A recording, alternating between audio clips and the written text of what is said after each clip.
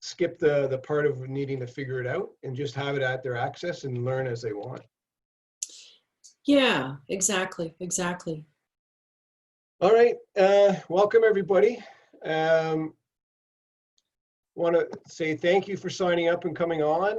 This is our first attempt from Sportscan and myself to try a live session with bringing in the experts and get them to sit down and just chat with us and give us some information that hopefully we can take back and use in our own environments to help ourselves as coaches grow. And then, and of course, that along with that, that will help our athletes grow as well. So welcome everybody. My name is Colin Walker. I am the owner and operator of Sportscan, which is sort of an athlete development company. I'm a teacher by trade. That's what I get paid to do. And I do this for fun on the side. Coming to you live from Ottawa. And we have our great special guest today. I'm really excited to have her on. I've seen a few of her presentations and talked to her one-on-one about physical literacy in the past. Vicki Harber from the University of Alberta and Sport for Life. I want to make sure we give a big shout out to Sport for Life because they really help us as coaches get through this athlete development concept with clear guidelines and information. So we really appreciate Sport for Life as well. So go shout out to them. What we want to do today is just go through the concept of LTAD because it's moved a little bit, it's changed.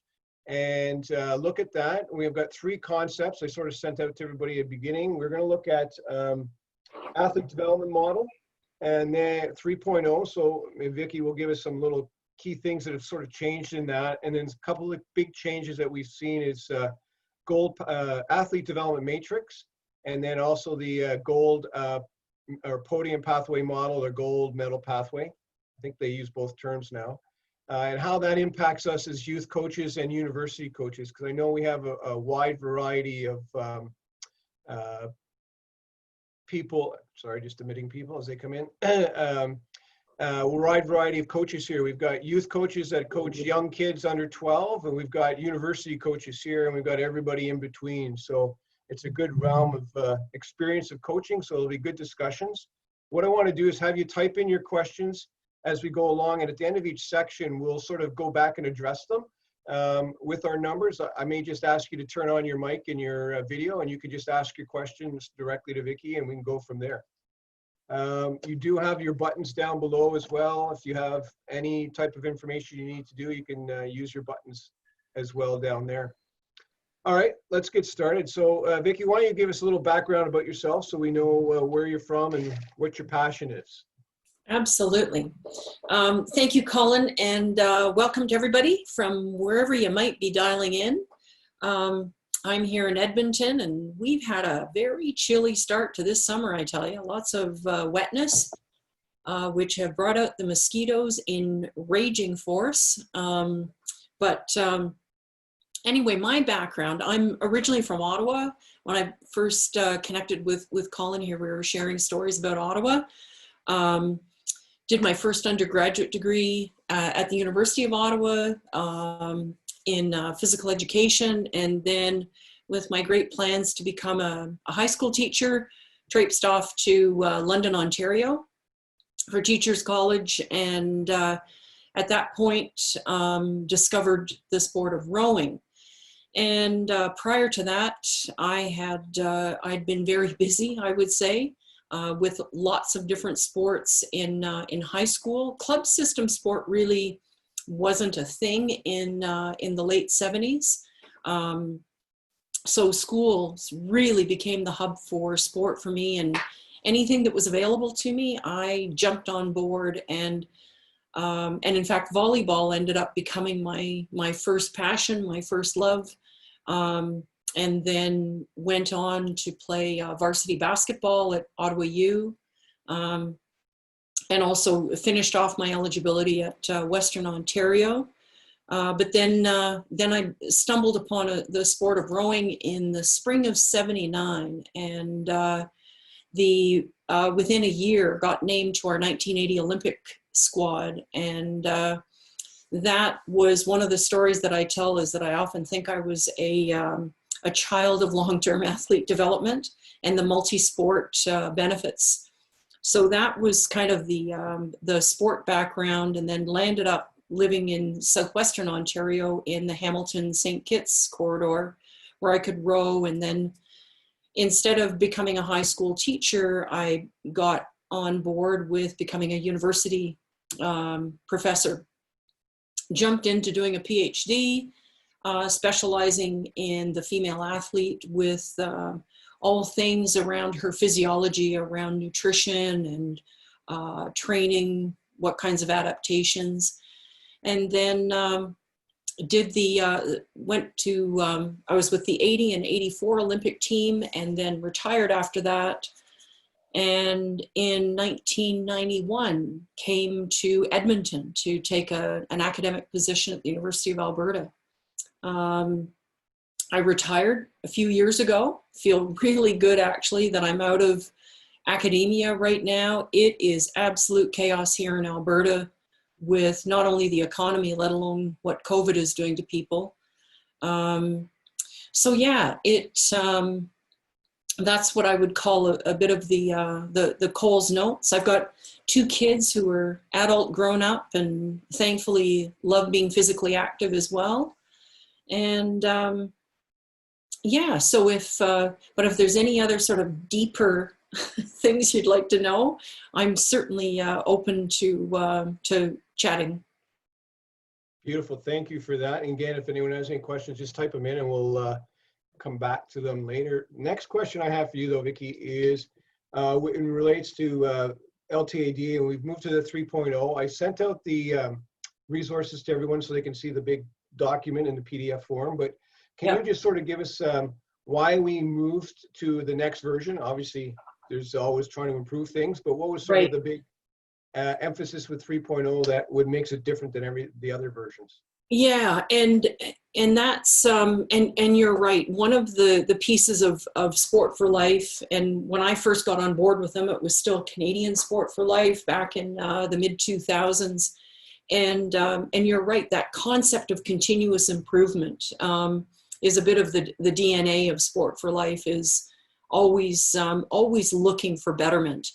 And so with LTD 3.0, one of the first changes actually is that name change. So it was previously long-term athlete development, and now it's long-term development in sport and physical activity.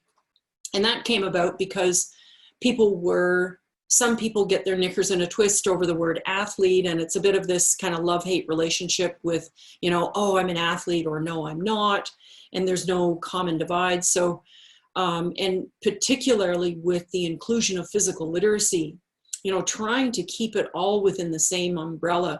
So after wide surveying and putting out to a Canada-wide vote, we landed on this long-term development. Now, having said that, because of our long-term work with national sport organizations, it is up to them what they choose as the language. So prior to that, even some NSOs were using long-term player development or long-term participant development. And so it's not a hard and fast. It's really always working with sports about where they're at and what fits for them. So that's been one of the changes. And then accompanying to that is what we call the Sport for Life rectangle, which shows the 7 stages all the way from active start at the bottom, all the way up to the top to active for life. And within that, a couple of the notable changes was a feature called awareness and first involvement, about understanding with the changing demographic within Canada is that we have many people who have never been involved in some sports. Perhaps if they've come from different areas of the world to come and live in Canada, it wouldn't be uncommon for someone in their 20s or 30s never to have stepped in the water to swim, or never been in a gym. And so that idea of awareness, how do you become aware of sports that are around you? And second of all, that first involvement is that you become aware, but what is that first involvement? What is that first experience like? And we've expanded that, not just at the early stages of active start, fundamentals, learn to train, that we've continued all the way up on the right-hand side of that rectangle. So that resource, the link that Colin sent out you, there's lots of graphics in there, and of those that I had no expectation of people going, cover to cover on those things, but at least they are there for you to peek at and use it truly as a resource.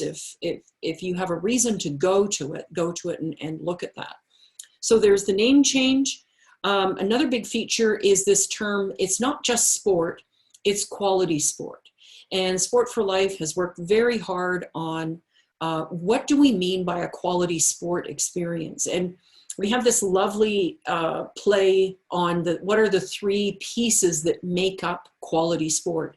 And it's good people, good programs, and good places.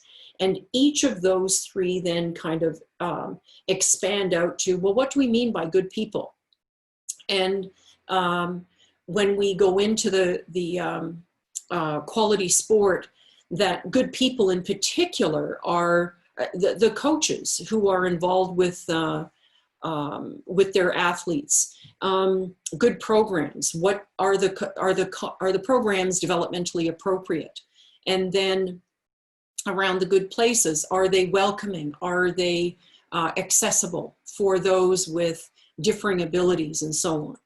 So that's so there's the LTD name change. There's quality, and then the rectangle, and the last one, which really I think has taken the lid off around trying to understand how we can do the best possible job, is around what is happening with adolescent development.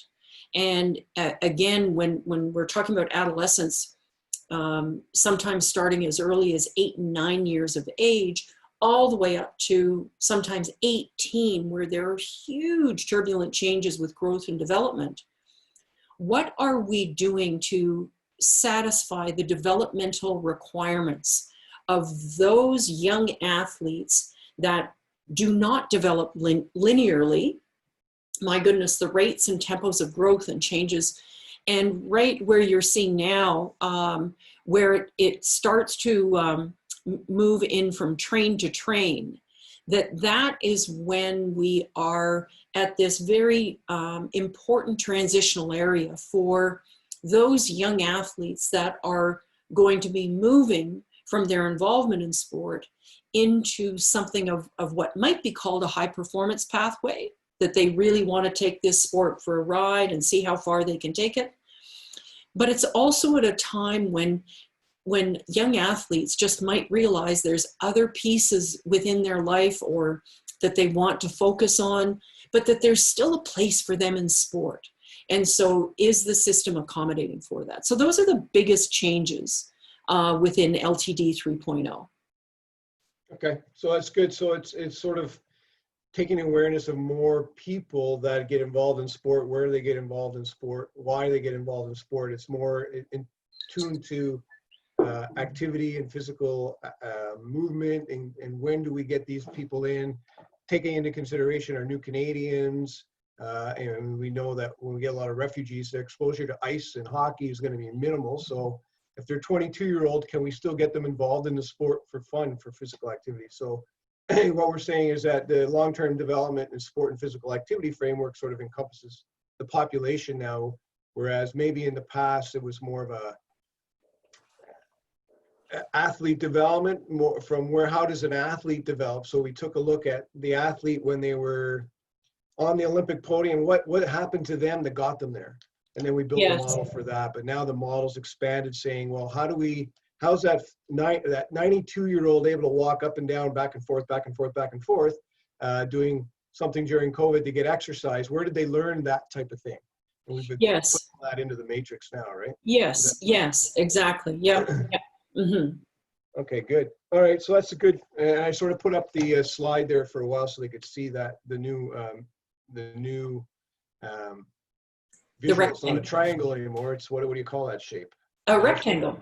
Yeah, rectangle. Yeah. Because it's cut off there. Yeah, so the title cuts off on the slide. That's right. Mm-hmm. So it's like a rectangle. Cool. All right.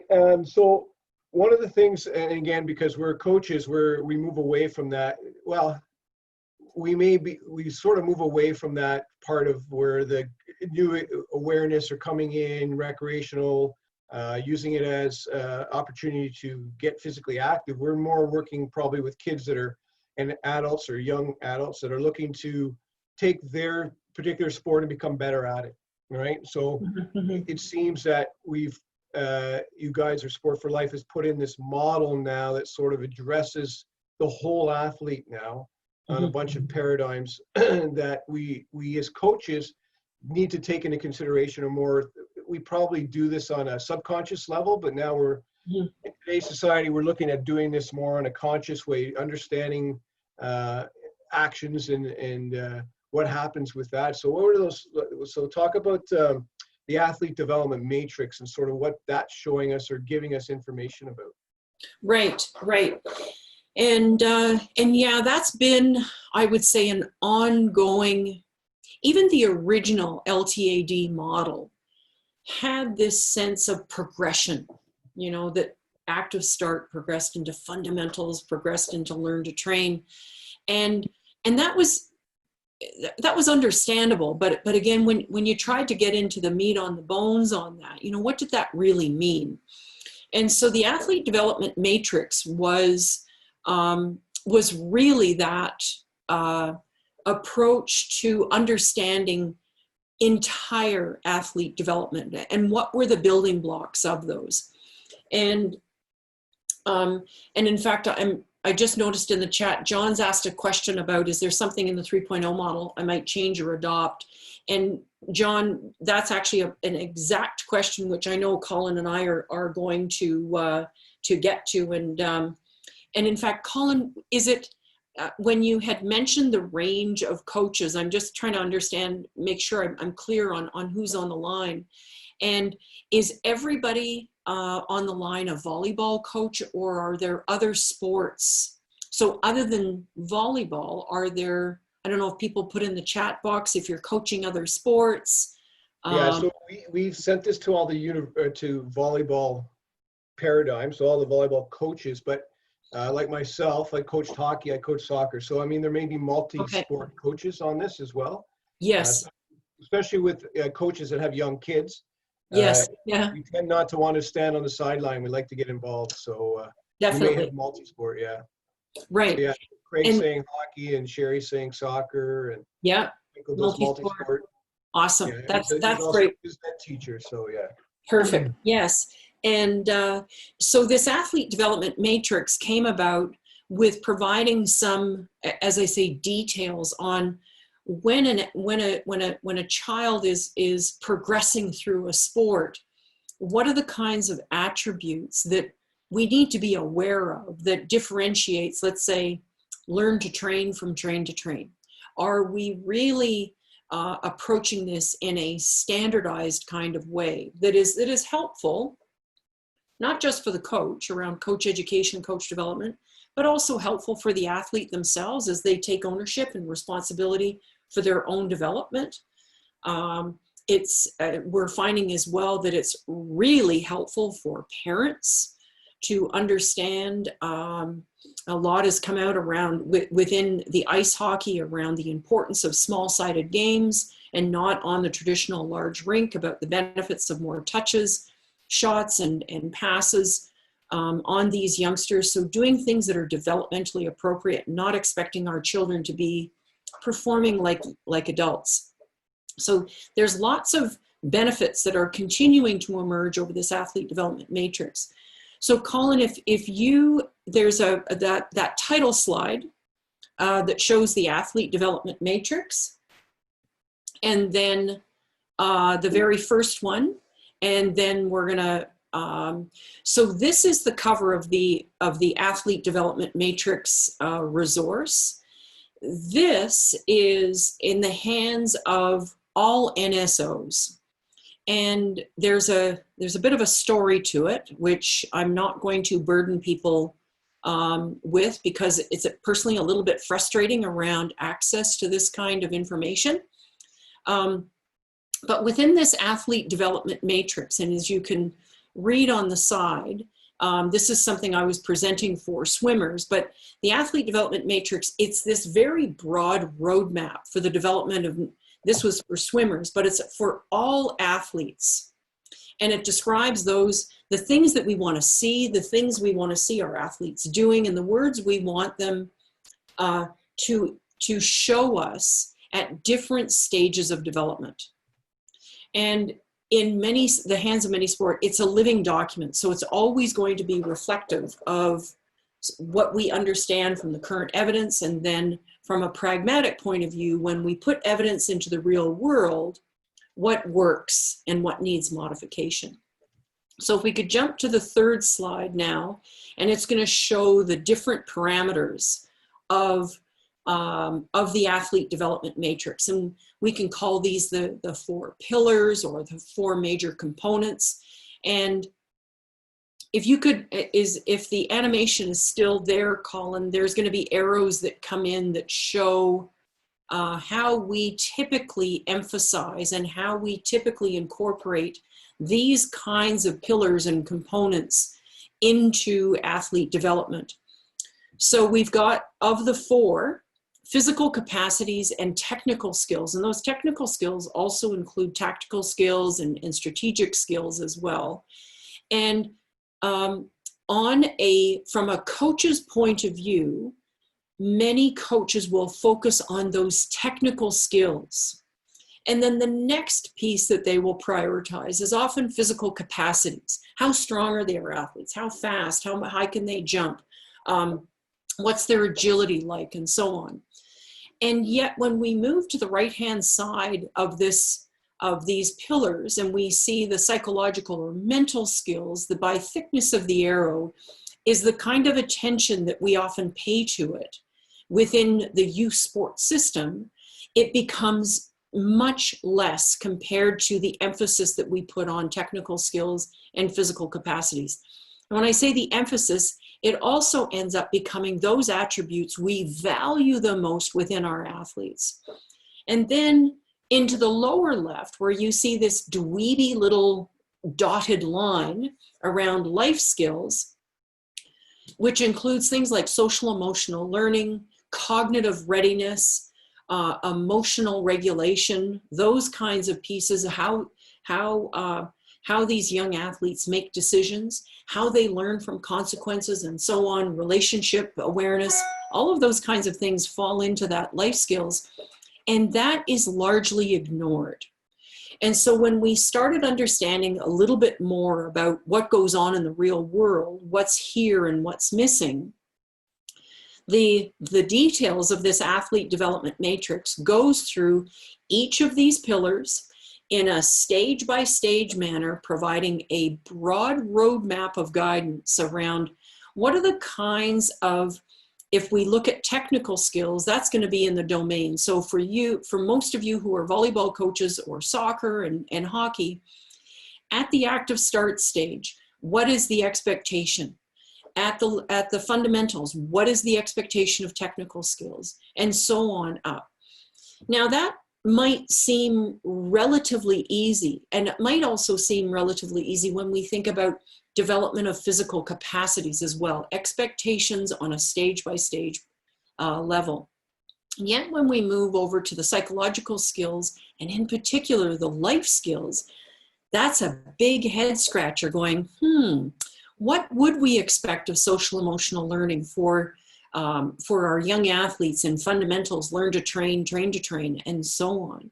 And this has led to, for me personally, even though my academic training was all around sort of physiology and exercise endocrinology, the luxury of retirement is I've been able to go down this seriously deep rabbit hole that I live a lot of my time in right now, understanding from the literature, what do our athletes need from a life skills point of view in order to allow for all of these other features of athlete development, their mental skills, their technical skills, and physical capacities to flourish as much as possible. So this, again, I think, well, for me, I've been incredibly interested and targeting this athlete development matrix to ensure that sports are very clear on the pathways within their own sport based on their audience, based on their context. So What age group are they dealing with? What are the developmental requirements? Where are they situated that allows them to support athlete development to its best ability? So that's a long answer to the, but I know this, maybe I did that on purpose, because understanding this athlete development matrix, and I'll give you one of my punchlines right now, because it will, around how best to help coaches. And I think helping coaches understand growth, development, and maturation of their athletes is a cornerstone to successful implementation of coaching practices, and is really, really a shining star for doing what is right for athlete development in any sport. Yeah, so I'm really interested in this, because that's sort of, as an educator, I've sort of been going down the growth mindset concept, and really looking at how do we engage, or how do I engage my class? And then I've been using it with my volleyball team as well. How do I engage them? How do I give them ownership to their learning?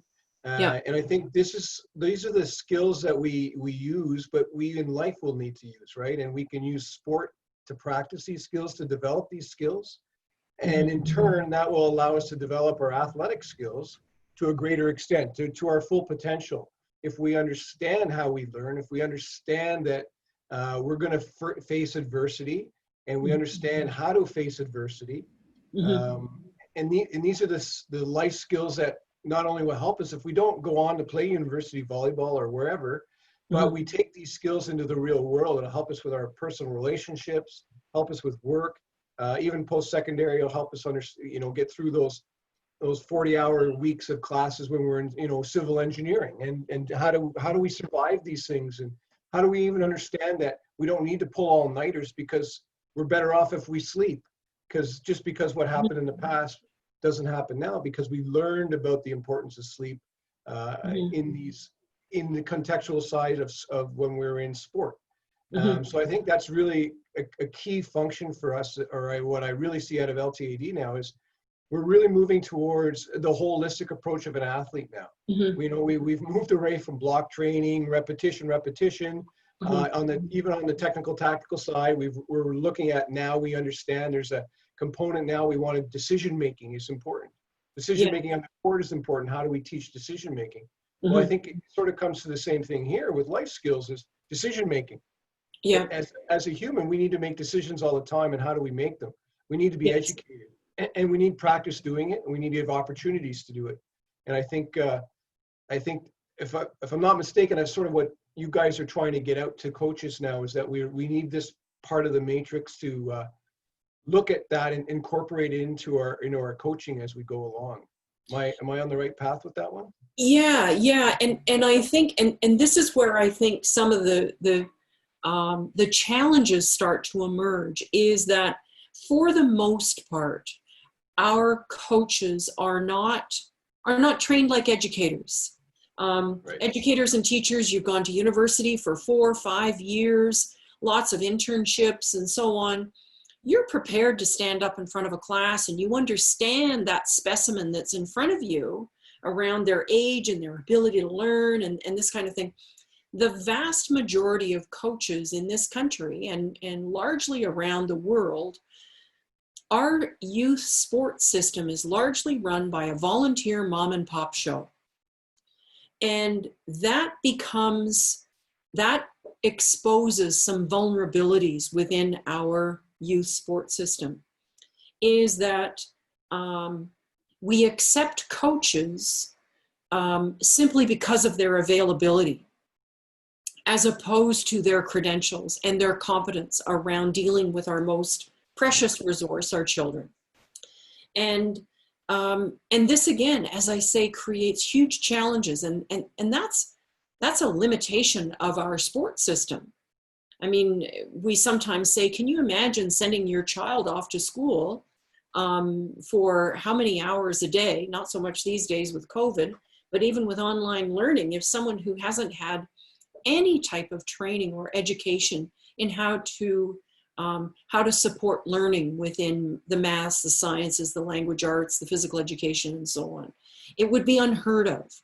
You know, we don't send our children off to the music lessons, to the art lessons, unless those people have demonstrated competency in training themselves. And yet, in sport, we merely do it with a volunteer coach who has had perhaps some training with NCCP over a weekend course. So that's the situation. That's our context in Canada. That's how we roll right now.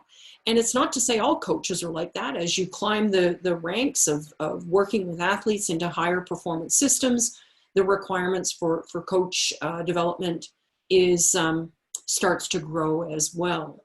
So if we think then around our youth coaches, so those, and I would include 18 and under as youth, purely as a developmental range, is that one of the things we could do most for coaches right now is to help them grapple with understanding of this growth, development, and maturation of those people they are coaching. And so we know that if we get 10 and 12-year-olds together, they might share a chronological age, but sure as anything, they do not share the developmental level. They're not cognitively at the same level. They're physically not at the same level. That's going to then bounce into some of their emotions, whether they are aware of their emotions. It is such a hornet's nest of very, very different attributes within that. So and that's a struggle, because I don't know how many of you on the line right now coach, let's say even the 12 to 16-year-olds. I'm sure you feel that you've got this incredibly mixed bag of young athletes in front of you. And this is one of the pieces around understanding growth and development of these youngsters in front of you, is how do you create then the right environment that you are providing suitable challenges for those that can accept those challenges and make modifications for those that need a little bit more help. And the modifications we're now starting to embrace and understand what kind of modifications can be examined or brought into clubs that really remove the burden from a single coach. And clubs, one of the examples that has come out of the UK is called biobanding. And I don't know if anybody, have you heard of that, Colin? No, I have not. Yeah, and so if we think of, if we follow through with that example of, let's say, 12 to 14-year-olds who are all over the place physically, technically, and so on, this process of biobanding is grouping or categorizing these young athletes based on their developmental level. And they do this through they've done it with measuring their current height as a 14, 15, or 13, 12-year-old. And they measure their stature compared to their parents' height. And what they do is that they can identify, is this athlete at 80% of their adult height? Are they at 90% of their adult height? And they can then bioband. So it's like a biological banding. And they will then, not to remove the requirement for chronological age training or competition, but that they will bioband within a club and have these kids who are biobanded train together, occasionally create biobanding tournaments, and then they will come back to their chronological age group for other types of training and performance as well. And this has been one of the most successful modifications to adjusting for the needs of these young athletes that are growing at very different rates. And that has been met with huge success, largely with the FA, with football or soccer in the UK, and a lot of clubs are now taking this on within their club, and there has been extremely positive feedback. And one of the other ways in which this has helped around supporting our youth as they go again through these very turbulent years of growth and development is sometimes and correct me if I'm wrong on this, or input from everybody who's on the line, is that volleyball, it helps to be tall. And I don't mean to sound foolish, but it helps to be tall. So if you're in a system where winning is one of the most cherished outcomes of a team, then a coach is naturally going to find those athletes who are tall as a valued attribute. And so we end up cutting or deselecting children that don't happen to be as tall simply because they haven't become taller yet. And so this bio-banding enables clubs to keep the athlete pool large and allows athletes then to develop at their own rate and continue to acquire technical skills, develop their own physical capacities. Certainly their whole sense of worth and value within the life skills also blossoms as well. So that's, again, sort of one of those long, and I feel like some of my answers start to branch off, but so if I've said anything in there that is unclear, or I would often say to my students, if you ever think I'm blowing smoke, just let me know if something hasn't been made clear on that. Well, what I'm hearing, and correct me when I get this wrong, or if I get it wrong, I guess, but we're looking at, again, we just know that from the age of 10 to 16 or 17, there's such a wide diversity of athlete in terms of their development. Everyone goes through the same stages, just when and how is different for every single person. And by us arbitrarily saying, because your birth date was at a certain time, you're gonna all compete against each other for specific spots on the high performance team, the second team, the third team, and we don't have any more coaches or spaces, so you're no longer going to play the sport. And when we do that, we all of us know that as soon as we do that, we decrease our pool for that pyramid at the top of your top athletes. And it's hard, but for us to deal with that, I think is some clubs are starting now to try to come up with solutions where they take a large cohort of that age group and they train them together, and they don't put them in teams right away. They'll move them around and give them opportunities. It may be 3 or 4 months, which is not a long time, but it gives them 3 or 4 months to acclimatize, get into it, figure out where you are. And then the way I look at it is, okay, now we're report card time. So this is a snapshot where we are right now. Right now, U10 are the best 10. So you're going to be on the A team for the last 3 months of the year. The next group will be, you work your way down that way. So everyone's had the same training for the first 4 months. You've had turn to work yourself in. And then we say, okay, now we're in the now moment versus the long-term moment in terms of competition where we're ready for. We compete, and then we start over again in the new year and start over again. Everyone's back to the same spot again. And for those that take advantage of the summer in terms of training on their own, or puberty hits them, or whatever happens to be, they mature, so you'll see a change in that top 10 per se for that second year type thing. As well, I know in Europe for volleyball, they don't go by age, they go by ability. So their team is structured, your top team is your best players. It could be a 35-year-old playing with a 16-year-old, which when we were there, we saw that, which was kind of unique. our Yeah. players were astounded by it, because we play the C team level, and there was a 35-year-old woman and there was a 16-year-old girl, and after the 35-year-old woman, the two women are out smoking cigarettes after, drinking beer. Well, and that was a shock to them. So Yeah. it was kind of different, or we seem to do differently than in North America. Everyone else seems to get more of an idea of the athlete Mm-hmm. develops on a unique way, and how do we give the best opportunity for those athletes to develop. Yeah.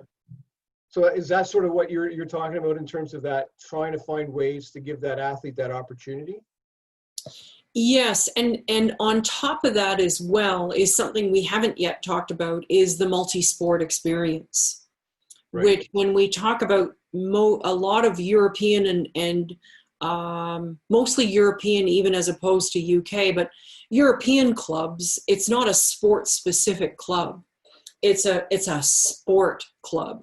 And so within one club, you will have multiple sports. So families and their children will join that club and participate in the various sports as they come available.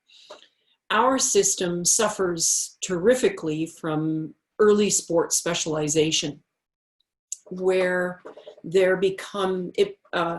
clubs in certain sports can become quite territorial over their young athletes, that you're only going to come and play our sport most of the year, and heaven forbid you entertain playing another sport, because then you're going to get off our treadmill. And there's this illusion and false threat that kids will fall behind if they get off that treadmill. And so the evidence coming out right now is any specialization that occurs prior to the age of at least 16, and in some cases until 18, a single sport specialization does not guarantee future success in high level performance internationally. And that is across all kinds of sports, a variety of team sports, combatives, in some of the CGS, like the centimeter, gram, and second sports, a lot of the sort of the track and field or athletics. Very few sports require a real honed in early sport specialization. Things like a lot of the acrobatic requirement sports, such as gymnastics, figure skating, diving, those seem to be much earlier in demand and necessarily require it based on peak performance that is captured around the world. And I'm just capturing some great comments in the chat box as well. And yes, we are glammed by that early bloomer, without a doubt. We get glammed by it and go, oh my goodness, there's my primary blocker. And part of that glamming is because of the competition structure, is that if Sport for Life put out a document some years ago called "Competition is a Good Servant, but a Poor Master." And yet, we understand the importance of competition, but in fact, it's essential. But it's the competition structure that is emulating a developmentally advanced kind of athlete, creating formats that, well, volleyball was one of the early adopters, and around triple ball. And again, I don't know if that's what people think of triple ball, whether it's incorporated in your part of Ontario, Colin, or others on the call, but that really enabled many participants to experience volleyball in a much more successful way compared to the traditional kind of one and done. Triple ball is still at 12U and 13U. Thanks, John. And so then when we think about athlete development matrix, the other part of having sports understand what are the expectations of progression in those four pillars: technical, physical, psychological, and life. And do we create competition structures which support the development of that athlete? And it's a bit, and I know ice hockey had a dickens of a time getting to cross ice play. I remember hearing in, the Greater Toronto area where they wanted to take it to Queen's Court for changing the nature of the game. And I know ice hockey is near and dear to Canadians. It's our sport kind of thing, or it used to be anyway. And so there's a lot of these issues and concepts. It's very important that they're properly integrated, that they're not just sort of isolated, do this and you'll be okay. There's this wonderful sort of weaving of why are these things important for appropriate athlete development and seeking high performance. Yeah, and that's, for me, I totally buy into the multi-sport concept and really push it. And the biggest thing, I think the problem we have is you hit on it. We all work in silos. So volleyball works in a silo, soccer works in a silo. If we ever work together, we would have some phenomenal athletes that can, that would be able to choose the sport they want when they're 16, 17. Yes. And do those types of elite performances. Now they just have to do it on their own. They find a way to do the soccer and then go to a volleyball camp to get some extra reps. And then they find a way to do the competitive volleyball in the summer or in the winter, but they still stay with because soccer's, 365. They still find a way to work with their soccer. And if they get a good soccer coach that understands that concept of multi-sport, then they find ways to not allow that athlete to burn out. So right now it's all individualized, right? On terms of helping that athlete be a multi-sport athlete. Whereas it would be great to see us start working together, share resources. That's our biggest concept, biggest issue for clubs is resources. People and facilities. And if you bring people together, you create a bigger network of things, of opportunities. And we're still believe in scarcity versus abundance, right? As sports people. And I think that's that culture we have. If we can work on changing that one step at a time, we might be able to move in the right direction. And the other one I had about sports was in the multi-sport thing is, again, it goes back to these national sport organizations are trying to create resources that allow that sport to be taught earlier and earlier and earlier. So volleyball's gone from atomic, which is smash ball, 4-on-4, triple ball. So now we've got it all the way down to active start and how to incorporate active start, which the good thing with it, the way they developed it, it's more of a net wall ball type activity. So it's still not necessarily volleyball, but it's getting those concepts in. Yeah.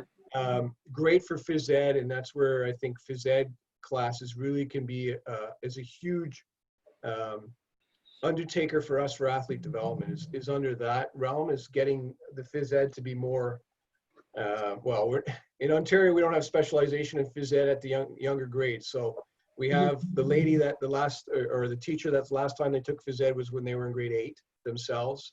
And so it's dodgeball or something all the time where we need to find a way to educate them and help them maximize their fundamental movements, right? That's where all the great sport organizations have developed now these programs for that. Like rugby's got some great programs out there. Tennis does, volleyball, soccer.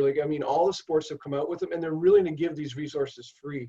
So it's that connection to the sport that we need to do. And then for ourselves as sports coaches in the community is find ways to be multi-sport some way, somehow. For me, warm up is badminton rackets or dodgeball or footballs, throwing footballs, just doing, especially at your pre-competition phase of your season, is get them doing a bunch of different multi-sport things. For me, because is throwing. Nobody knows how to throw in Canada anymore because baseball, we just don't do that in gym class. It's too dangerous. Don't have enough protective equipment to meet the regulations for the insurance companies. And then mom and dad don't go play catch with you on the street anymore. So that arm action is really detrimental for us for volleyball. We don't have a lot of powerful arm swingers because we limit the amount of development they got from 0 to 12 age. So that type of thing is, I think we as coaches can be aware of that, but hopefully as clubs can also be aware of that and try to implement and institute different types of physical literacy stuff for that younger age group as best as they can. So Yeah, yeah. And Colin, you mentioned, again, one of the greatest laments I continue to have and is around this siloed operations of our sports system. And again, focusing on that youth sports system, which, so we become fractured in athlete development. And in Alberta, and I know in other provinces or territories across the country, some clubs from different sports are really trying to tackle this working together across sports. So here in Alberta, there's basketball working with ice hockey. A segment of soccer is working with them as well. And what it takes is it's about people that are in positions of making decisions who are willing and able to give it a go, and understanding what are the shared skills in athlete development that everybody can mutually benefit from. But the threat of that is because many of our youth clubs are revenue sensitive, and again, with COVID, that only becomes amplified, is that people wonder how the heck is revenue in the budget going to cope with a shared offering of training and competition. What's going to happen to schedules? How do we make facilities work? And so I hear a lot of the reasons why it is difficult. And in some people's brains, when it's difficult, it can't happen. But based on the evidence, we become further and further removed from a system that is really going to enable us to have a very effective athlete pool. Right now, we are creating a youth sports system, which is really only possible for those families that have a survivable bank account.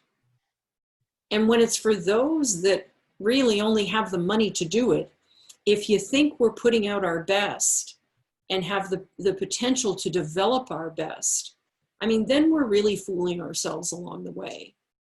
And then schools and some of the work I do here in Alberta, and I know school is under provincial territorial jurisdiction, but schools are generally, well, whatever this is going to sound like, I don't want it to intend to come across as drop the gloves kind of fighting words, but schools in general are unwilling to examine how they run sport in their education institutions. And when you have, so for different reasons, the sports sector and the education sector are unwilling or unable to examine how to do things differently to benefit child development, human development, as well as athlete development. Boy, are we in a sorry spot. Yeah, that's, we're using youth sport for the adults. Yes, exactly. Yeah. And it's so I don't know if anybody else has any questions specific to that. We sort of went down that athlete development in general terms and multi-sport thing. But if you just want to click on yes, we can turn on your mic and get you to ask a question specific or make a comment on what you feel. We can go that route to give Vicki and I a chance to take a break from all the talking. And I am seeing Brenda talked earlier about the system accommodating the early physical bloomer, but the late bloomer usually and the biggest kids get left behind because they're not allowed to play down. And this has actually been addressed within biobanding, that it seems that when a young athlete is invited to play up, so to speak, it's like a real feather in their cap. It's like, I'm 12, but I'm playing with the 14-year-olds. Yeah. And yet if you've got a 14-year-old that's surviving by the skin of their teeth, the whole notion of them experiencing something less than their chronological age is exactly the opposite. There's this stigma. It's like, oh, you know, what a loser you are, kind of thing. And so what these FA academies, and if you imagine Manchester City, Arsenal, I mean, these are the big clubs that what they have started to do with this is that it's not an all or none. So the idea is around what are these athletes demonstrating across all 4 pillars. So again, perhaps physically and technically, you might have an advanced achiever. And yet if from the mental skills and life skills, they're showing a lacking, it's important to make those attributes that kind of like a report card, you make those transparent. And the coach has to be careful that even it really becomes a look in the mirror moment around, is the coach truly getting wrapped up in this physical specimen that's in front of them that's going to get them everything they want? And do they really care about cultivating a larger athlete pool? And so when I work with coaches or with sports, I say it's really important you self-check on some of this stuff, because your words and your body language will be glowingly clear to the athlete. If you don't believe in this, they're going to know it. It's about then what do you communicate to the parents around, in the biobanding, for example, those athletes that were hanging on by the skin of their teeth and were in a bioband that allowed them to compete and train with those of similar bioband, but of a younger chronological age. What ended up emerging from this is that oftentimes these kids that are not physically as adept as their age-matched group, they get into a younger cohort, and what they're finding is their leadership skills absolutely blossom. And it's not like you keep it as a hidden agenda item. There are very clear expectations of that young athlete that if they are going into a matched biobanding group, that even though they might be working with younger athletes, it is their responsibility to demonstrate and shine on their leadership skills. In the opposite end, when you've got, let's say, an early mature who's at the higher end of their bioband, and they're now going to play with older chronological age, what they're finding is that this physical specimen has relied on their success purely based on their physicality.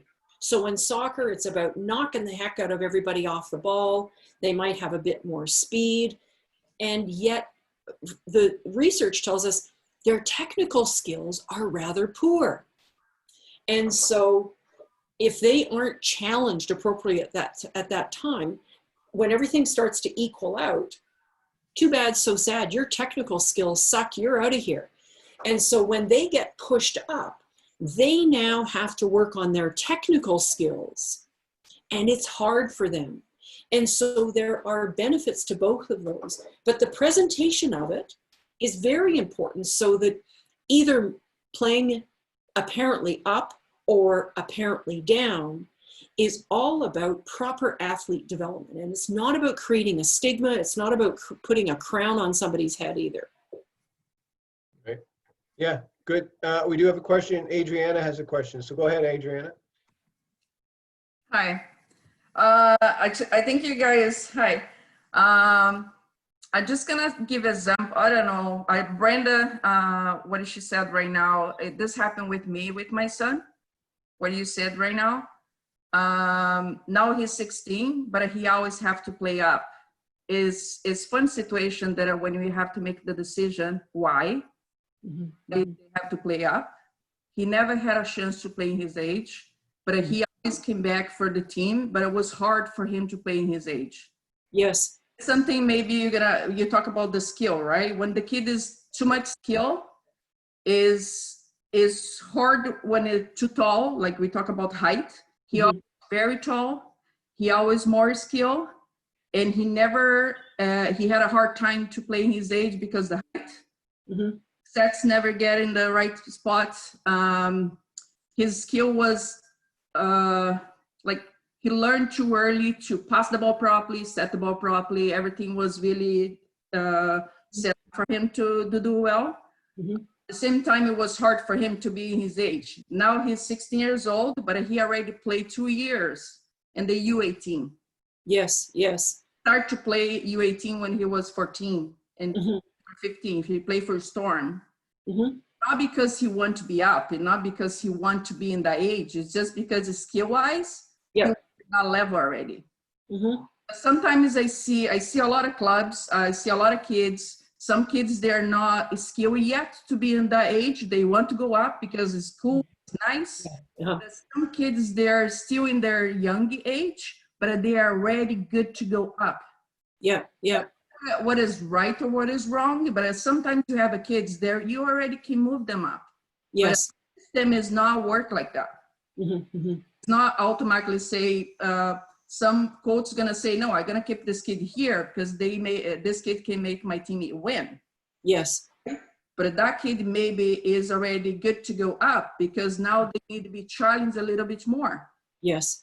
It is not gonna hurt the kid. Like I feel for my son, now he's 6'9" guy, but 16 years old, right? Yeah. But when he went up, the setters could set the ball properly for him.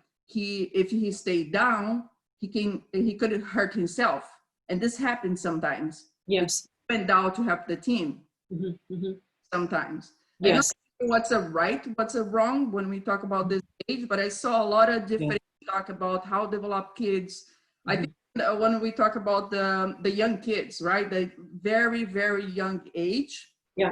There's not a lot of clubs use mini volleyball. Mm-hmm. 2, 3-3, 4-4. It's not a lot of clubs. Mm-hmm. Like they start to work with the little kids and just contact the ball. It's not about the rules, right? Just about how much touch they do in the ball and they learn to contact the ball. They're gonna learn to do properly because when they're so young, when you try to teach technique, they're gonna feel, I don't know how to just bump the ball. It's so hard to teach that skill. Mm-hmm. Mm-hmm. But when they play for fun, they start to learn. Yes. But sometimes coaches teach them like, okay, let's do the skill properly, like bump the ball or in the thing that they like the most is hit the ball. Mm-hmm. But you're not gonna get a young kids to hit the ball. My son never hit the ball when he started. And I told him, I say, man, you gotta learn to serve the ball under first and then we can go over. Mm-hmm. Mm-hmm. But I like sometimes it's hard to make kids understand and you have to go in this process first. Mm-hmm. Mm-hmm. You can go over hands. Yes. A lot of difference here. Kids don't want to do underhands. They already want to do overhands. Yes. They want to hit the ball. It doesn't matter if their elbow is going like here. It's kind of some situation that you want them to have fun. You don't want them to leave, but you don't say, hey, you're not allowed. I'm sorry. Sorry, I say a lot of things, but it's hard to make the right decision. Yes. I see a lot of kids, they should be up, yes, because they already develop a lot. Mm-hmm. They are more in trouble to be down than up. Yeah, yeah. I don't know if what I say is the thing. So the first point you raised about, the playing up and again, it's not a single decision to be made by the coach. So the coach says, you need to go play up. It's part of that too, is that it's important that the coach knows the athlete from all perspectives of athlete development. So physically and technically, they might be demonstrating a lot of attributes that warrant them to move up. And yet, if mentally, or let's say emotionally, they're not quite there, moving them up might actually make the wheels fall off and make everything just worse. So it needs to be a bit of a shared decision. And again, it's not an all or none. It's not like, playing up all the time. there become opportunities. And that's what this biobanding has done so well, is that they will have certain training days or training weekends where biobanding occurs, or now they've started to have biobanding competitions. And again, it's not all or nothing. And it doesn't mean that if a move has been made either up or down, it doesn't mean it's irrevocable. It means we test it out and find out, is it doing what we expect it to? And so I think there's this negotiation around, does it, identifying what is the purpose of moving up or down? What is the purpose of biobanding? And if we're being honest about athlete development, and athlete development, then this athlete development matrix should serve in providing ideal markers and metrics of, is this athlete progressing? And if they get moved in whichever direction and they are not progressing after an established amount of time, then you revisit the decision. When it comes to the very, very young, and this is where I think our coaches, the idea of being in a huge rush to teach technique, and as opposed to when we think of, in fact, Colin, there's a slide that I've given you, the graphic, it would be number 4. If you could just pop that up while I'm speaking with Adriana here. Number 4, that one. There, that one.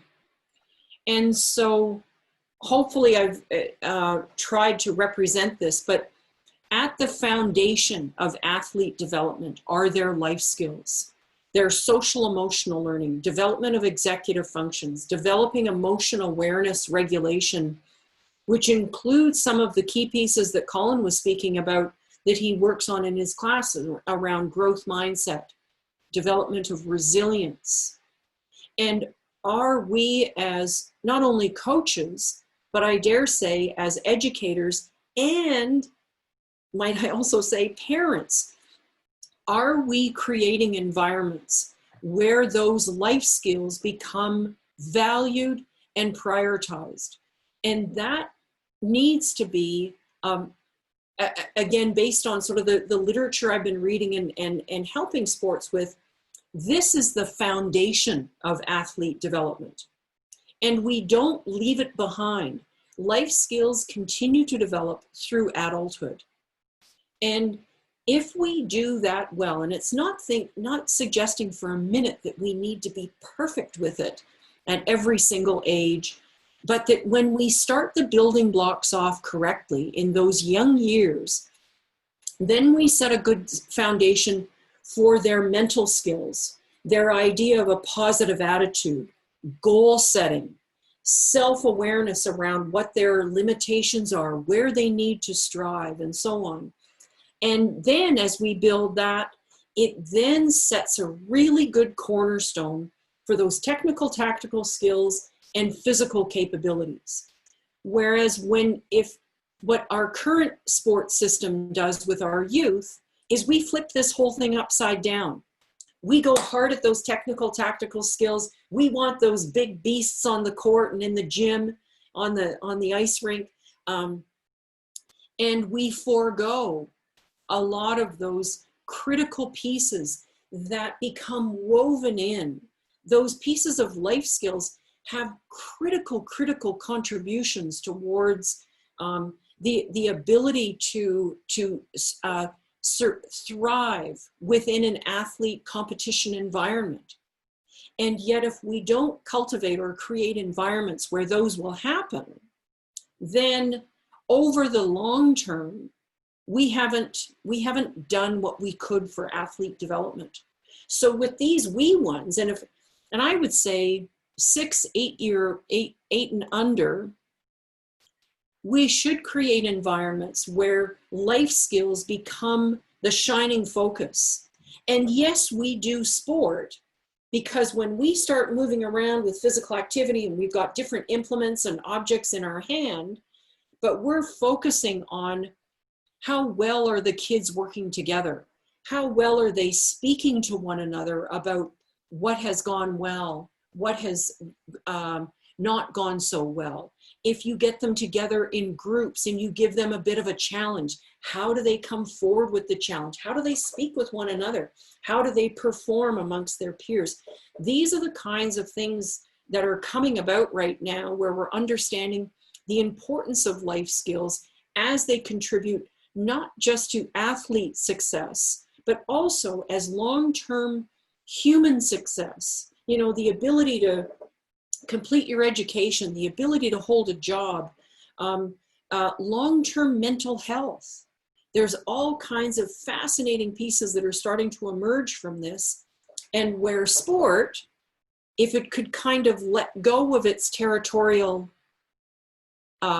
personality and let go of always having to be the victor, always having to be the winner, I think that would be where we could really start making some advances around athlete development. So Yeah. I don't know if those answered your questions, Adriana, or just added more confusion to you. No, I think that's good. I think, That's perfect. you know, I think that it comes down to, again, the golden rule, do no harm, right? And moving athletes around, what's best for the athlete. And we need to take ourselves, need to take the adult out of the program. You know, as a hockey, when I was coaching hockey, you know, you go into the dressing room after a game, and the kids, you're the last one into the room. The kids are already talking about something else. They didn't talk about winning or losing. It was irrelevant to them at that point. Then you walk out after you debrief with the kids and you say a good game or whatever, you do your thing, and then you walk out and you're in the hallway with the parents or what. They're still going on about the game. Yeah. How this went on and this went on and this went on. The biggest thing I find is that kids are resilient about winning or losing. They don't care. You know, Right. and when soccer took the scoring out, it was, parents were all ups in arms. Well, you know, it's funny though, the kids know who won. Yeah. They know what the score was, and it's irrelevant to them. They don't need it posted in the newspaper or on a sheet of paper or on a website. They don't need that. They know who's kind of in first and all that, and they're happy with that. You just watch recess. You know, at recess time, it's constant games going on. There's always a winner or a loser. Sometimes they argue for 6 hours about who won or lost, but they get over it quicker than adults do. And I think that's, again, the biggest thing is we need to take the adults out of this as much as we can in terms of making decisions. It's not what the adults want, it's what the kids need and what the kids want.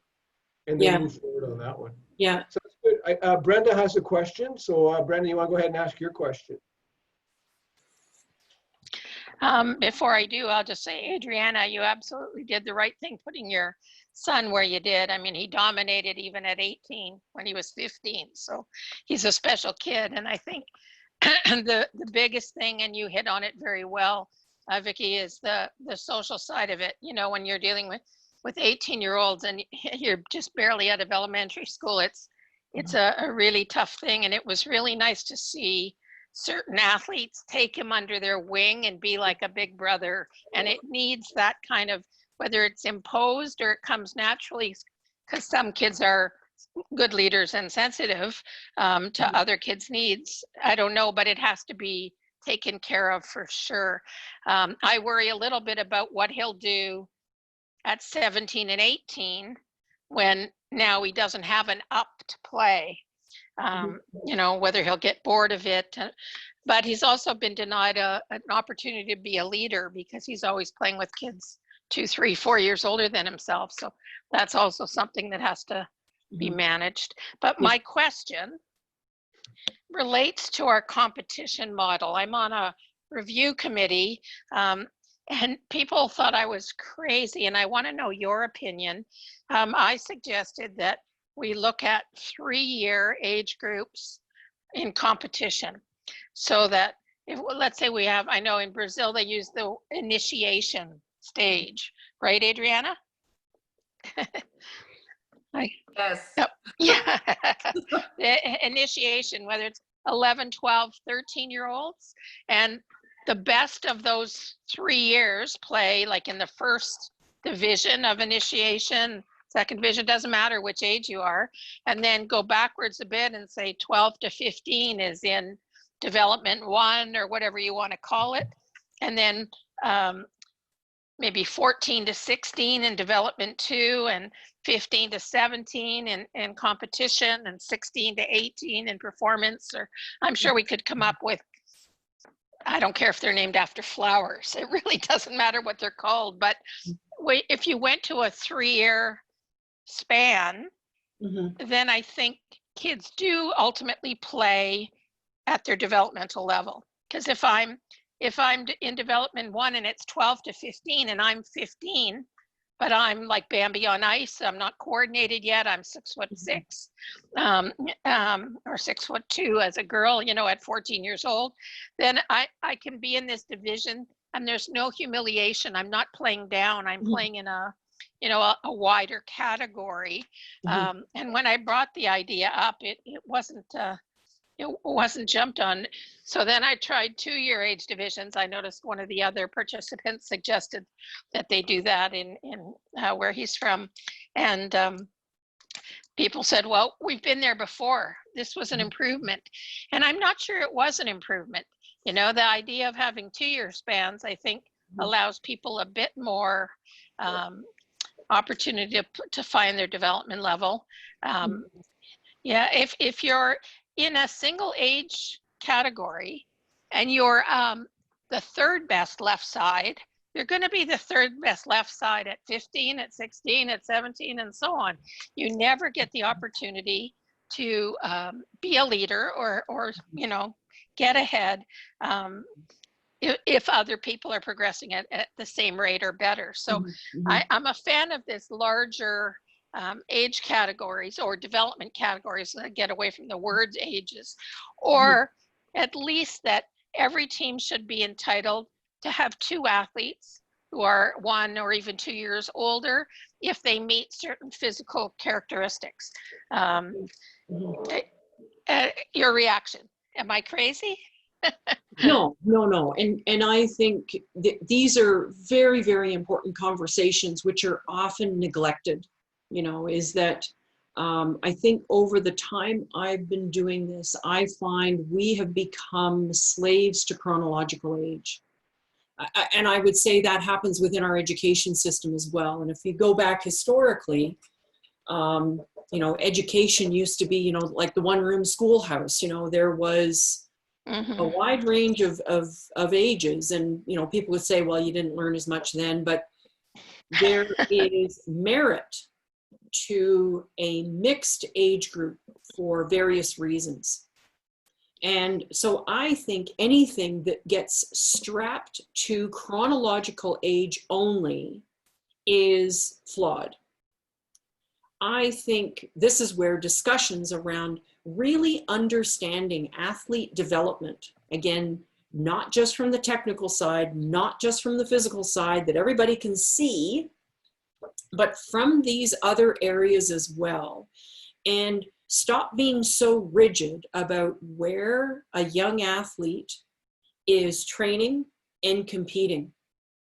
Now, that gets a lot of angst up because clubs want fixed rosters with all of the data around how old are they, around insurance costs if they're traveling here and not there. And I'm saying that's a system impediment. And that system impediment is getting in the way of strong athlete development. Now, I know not all volleyball clubs have the numbers within them. In fact, I think Yes, someone mentioned that. Yeah. Yes. And then that to me becomes all the more reason to get together with other sports. That when we have competition driving athlete development, that's ass backwards. And we need to have competition driven by athlete development. And so what that looks like is going to be very contextually related based on your own lived area. You know, how many athletes are you dealing with? How many coaches do you have? All of those pieces. And can you satisfy the requirement that the competition experience you are offering is satisfying athlete development? Because we not to say we become lazy, I think the system enables laziness, that we often look at competition as our sole metric of athlete development. If we've got a bunch of teams that are winning, we feel good about athlete development. And that is extremely limited. And that piece about leadership, whether you're talking about Adriana's son, you know, perhaps it would help Adriana's son to be explicitly guided to become a leader within his own chronological age group for portions of time. If given that, because he has benefited from leadership from others.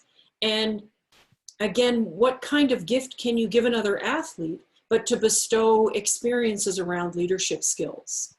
And yet if clubs or the staff or coaches are not open to those kinds of suggestions, it's not going to fly. So I think that the way in which competition structures are set up need to answer that single question. Are we serving athlete development?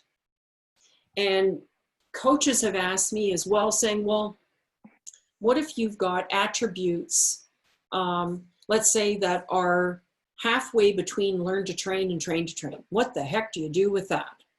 And that to me is all the more reason why you become nimble, because kids don't grow up in neat and tidy packages. You know, they don't march along and progress from one stage to the next in all of their humanness. Sure. So competitions the discussion around competitions needs to become a little bit more deep and sophisticated around, does it meet athlete development? And what is the evidence that the competition offerings are satisfying athlete development? And try it, pilot it with some solid metrics that go well beyond winning and losing. You know, do we understand social emotional learning progressions? Are kids becoming more socially competent, more emotionally competent, more mentally competent? Those are the kinds of metrics which we are often shy or unable to include in our own toolkits. Yeah, hard to measure sometimes.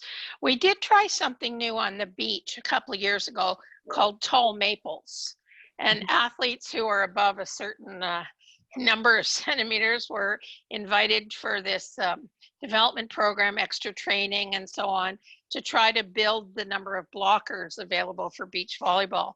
But the concept is brilliant. We should be doing that kind of supplementary and special events for those kids, and maybe for under, 5'8" boys and 5'4" girls or whatever as well. I don't know, but certainly if we're trying to build that base, that talent pool of physically capable athletes for the international level, then taking that concept indoors is something we really should think about. Absolutely. And I would say if that is partnered with an acceptable, let's say, metric coming out of the mental skills and the life skills, which there are those metrics available, that within necessarily like a training camp, or when you have athletes in a group for any period of time, coaches and staff can create an environment where some of these other features around their mental attributes and their social emotional attributes will become evident. And it becomes evident because we start to look for them.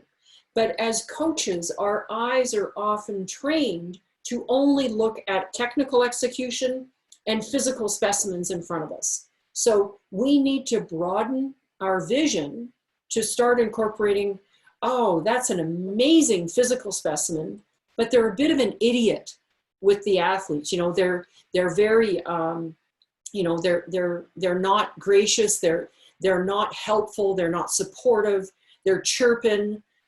Those kinds of things that I think we need to help our coaches understand that those are important. And I know coaches know this stuff, but it's about enabling coaches to do something with that information that will help them become better coaches and help their athletes. Good. Yeah, I know, Brenda, you've done it. You've been working for a long time with the OVA, trying to get them to look big picture and move forward. And I think our competition model with OVA is really is a defeating purpose, considering that the OVA really preaches LTAD, what is it now? Not LTAD, but Still call it LTAD. Yeah, yeah.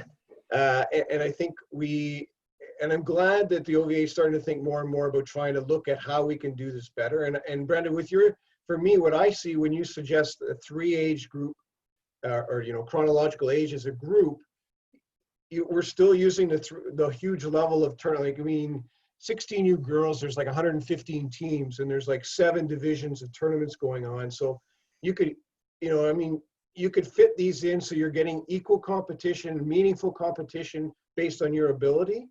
And I think you help the teams that are out there with smaller amounts of people, allow them to form teams with 3 age groups and compete where they belong as well, so that the older child in that group gets meaningful competition. The younger child might have to build up towards that, but at least they're getting that opportunity to compete, whereas if you have to fold the team, they're not getting any competition.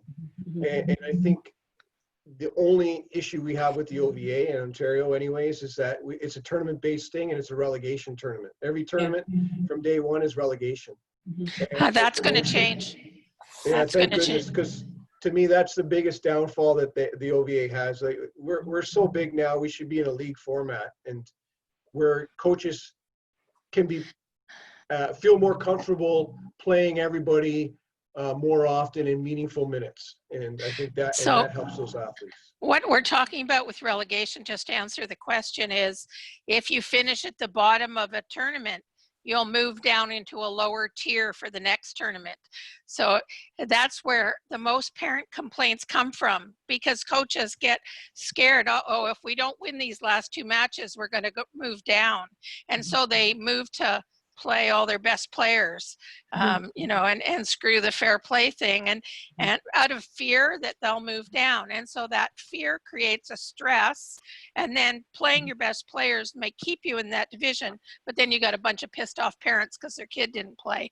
So it's a really messy situation. So we're trying to create a much smaller top tier at the beginning, maybe even only 4 teams, and every event teams get promoted till we end up with 12 to 16 in the very top end.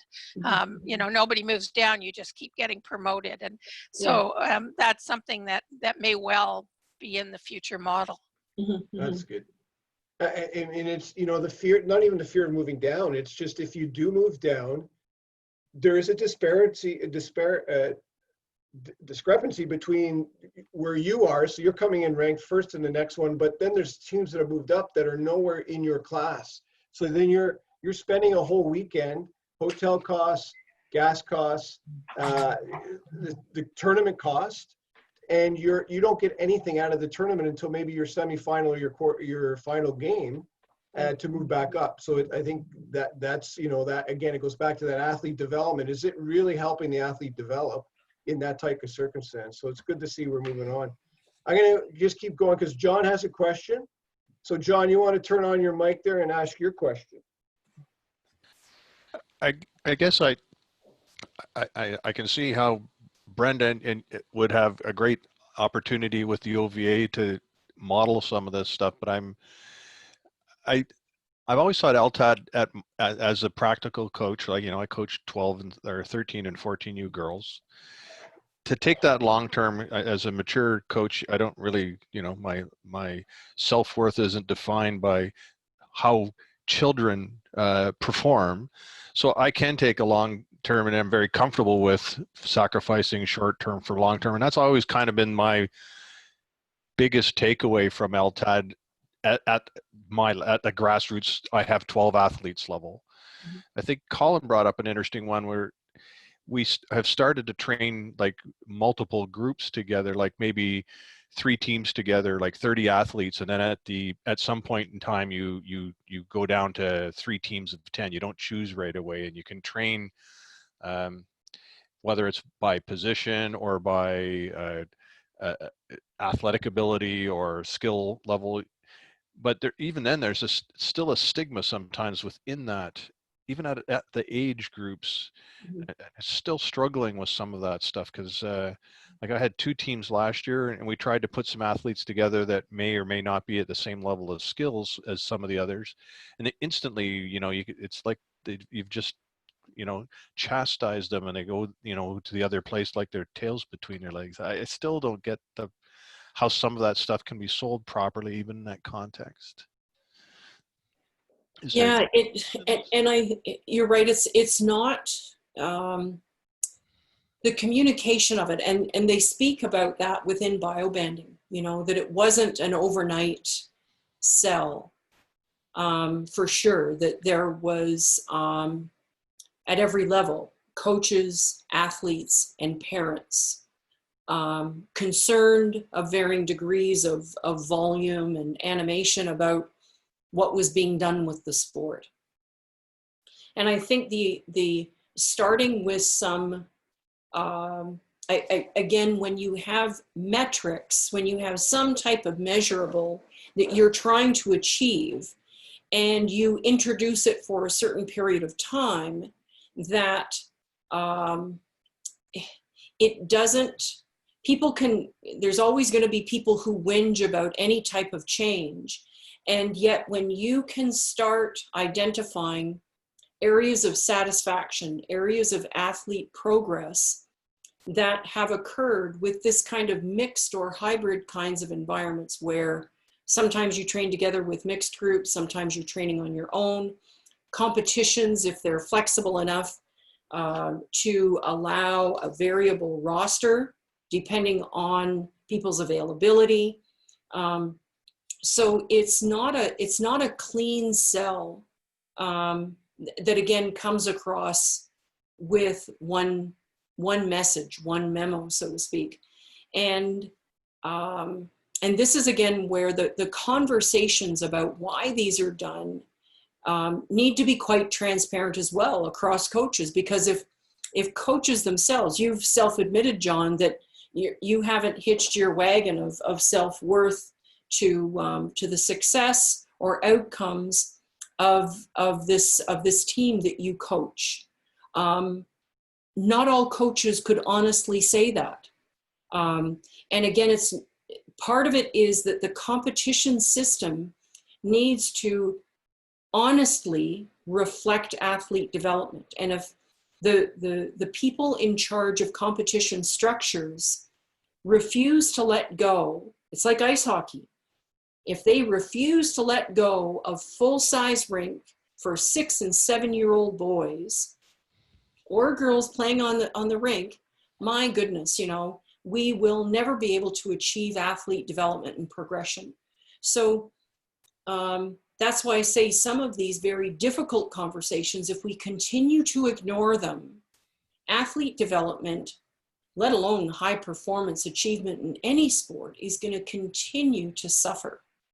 So this is where conversations need to be brought out, and being very clear about why is this being done. And I often say to people when I step into a room, I say, before I say anything here, I said, I have not come in here to make your day miserable.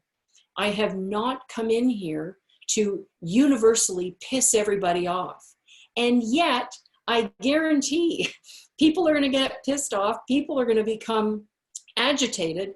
And it's so important that we have those conversations, because when we get through those conversations and start talking to coaches or teachers about what is really at stake here, and then when we start getting some consensus around what is most important, and are we being as inclusive and welcoming? Are we keeping kids in the hunt as long as necessary?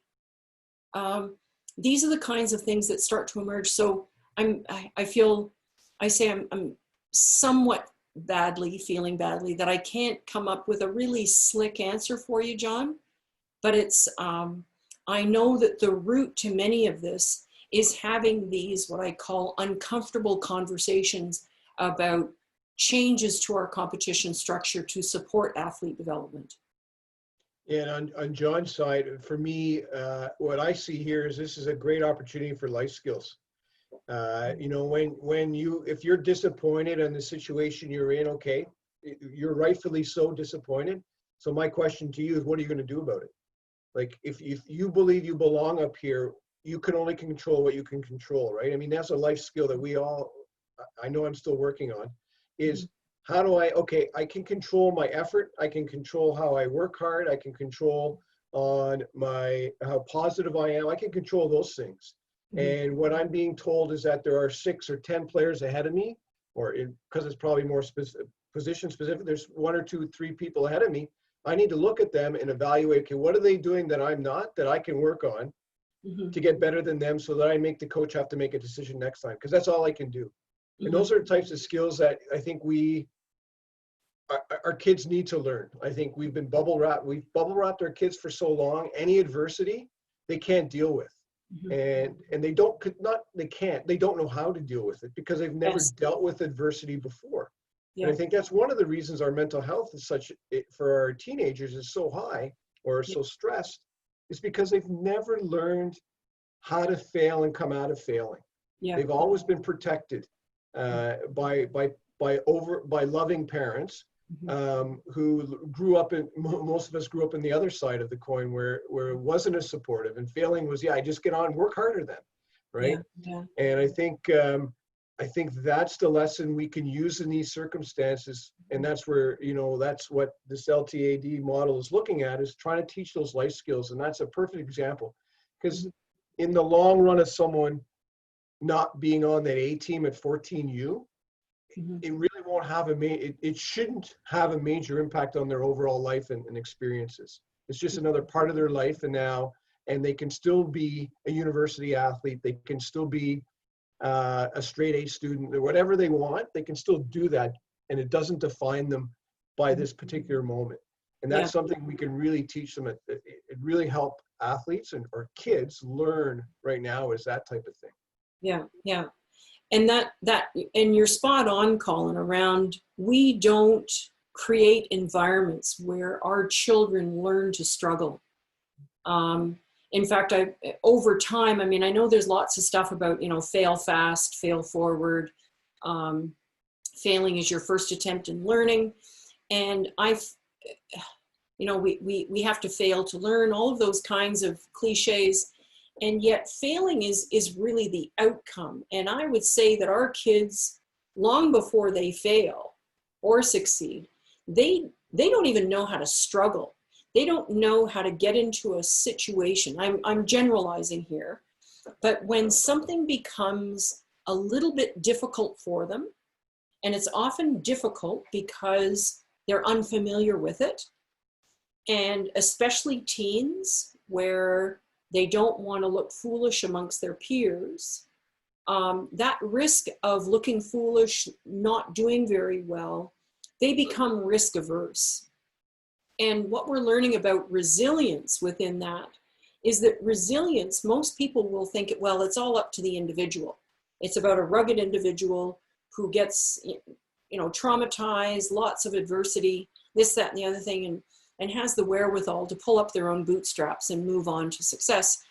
And yet what research is telling us right now is that, yes, individual ruggedness is part of resilience, but what is equally important and essential is, what is the resources that individual has around them to help them through a difficult situation. And you cannot have one without the other.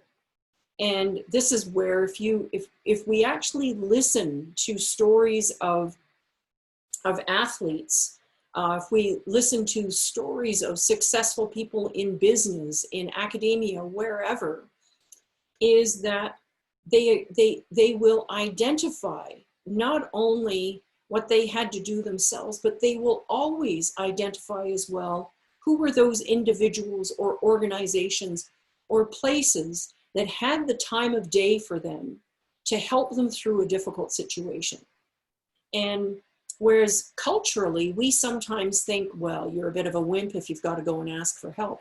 No, it's a cornerstone of becoming resilient. When you know what your resource network is. Yeah, I mean, I know in my class, I mean, what I found is this, I've classified it as planned helplessness. The go-to, anytime you ask it, well, I'm generalizing, but it feels like whenever you ask, okay, here's the instructions, go ahead and start your work. The first thing, I don't get this. The first thing out of their mouths is, I don't get this. And then you ask them, well, what did you do? Well, I read it. Okay, but what did you do after that? So they're, you know, it's just easy for them to say, I don't get it. They want you to do it for them. And it's to hound on them to come up with their own plan and solution. Try it. If it doesn't work, no problem. Try it again. Try something different, make adjustments. And it's the same with the athlete, right? Is, oh, I don't get this. This is too hard. I can never do this. Yeah, but why not? What have you done? You know, and helping them learn that idea that the skill they have now, if you take a look at where they want to, if they say, I want to be a university player, okay, well, look at your skills. Are they the same as that university player? If the answer is no, you've got to make some changes. Yeah, but it's hard. I agree. And I bet you when that university player was your age, they were making the same mistakes you were. So we have to, you know, educate them on that type of concept. It's not the volleyball farriers where you go to bed at night and wish for volleyball skills and they come and tap you on the head and you have them the next day. Yeah. I mean, if you've practiced, you'll develop those neuroplasticity and those pathways, yes, but it doesn't work. You know, you have to put the time and effort into it to make it work. So exactly.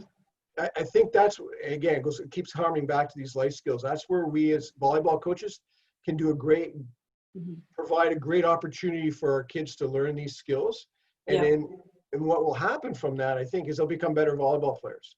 Yes. For the club or for the team, or they'll come back as coaches because they've learned so much about being more self-confident and dealing with situations and stuff. So, I think the good coaches or the coaches that are in it for the right reasons all realize that winning isn't the be-all, end-all, and it doesn't define them who they are. Yes. It doesn't mean it's easy, right? I mean, it doesn't mean it's easy every day. When you lose, you still feel the loss. And you still, you want to fix that. You feel bad for your athletes, and all that. But in the big picture of it, the big forest, you look at, okay, what can we learn from this? How do we move forward? And you teach your athletes the same thing. And now I think we can and I think we do that subconsciously, but I think we can do that more explicitly now and talk about this. What are we learning from this? This is an opportunity to learn from this experience. Let's talk about, okay, what's our game plan? And have them part of the solution as much as, just going home and doing it on your own. So let them learn and take ownership of fixing the problem. Yes, absolutely. I think we, and again, our NCCP courses don't teach any of this to us, right? No. It's the coaches that are coming on these types of webinars and meetings and listening to these podcasts that are out there that are starting to pick up that. And hopefully it starts a groundswell of moving in this way and teaching these life skills. And as Brandon was saying, we're with this COVID right now, we have a great opportunity to think outside the box about our programs and how to deliver things in a different way that helps that athlete become the best they possibly can, and it includes life skills now. So it's a great question. All right,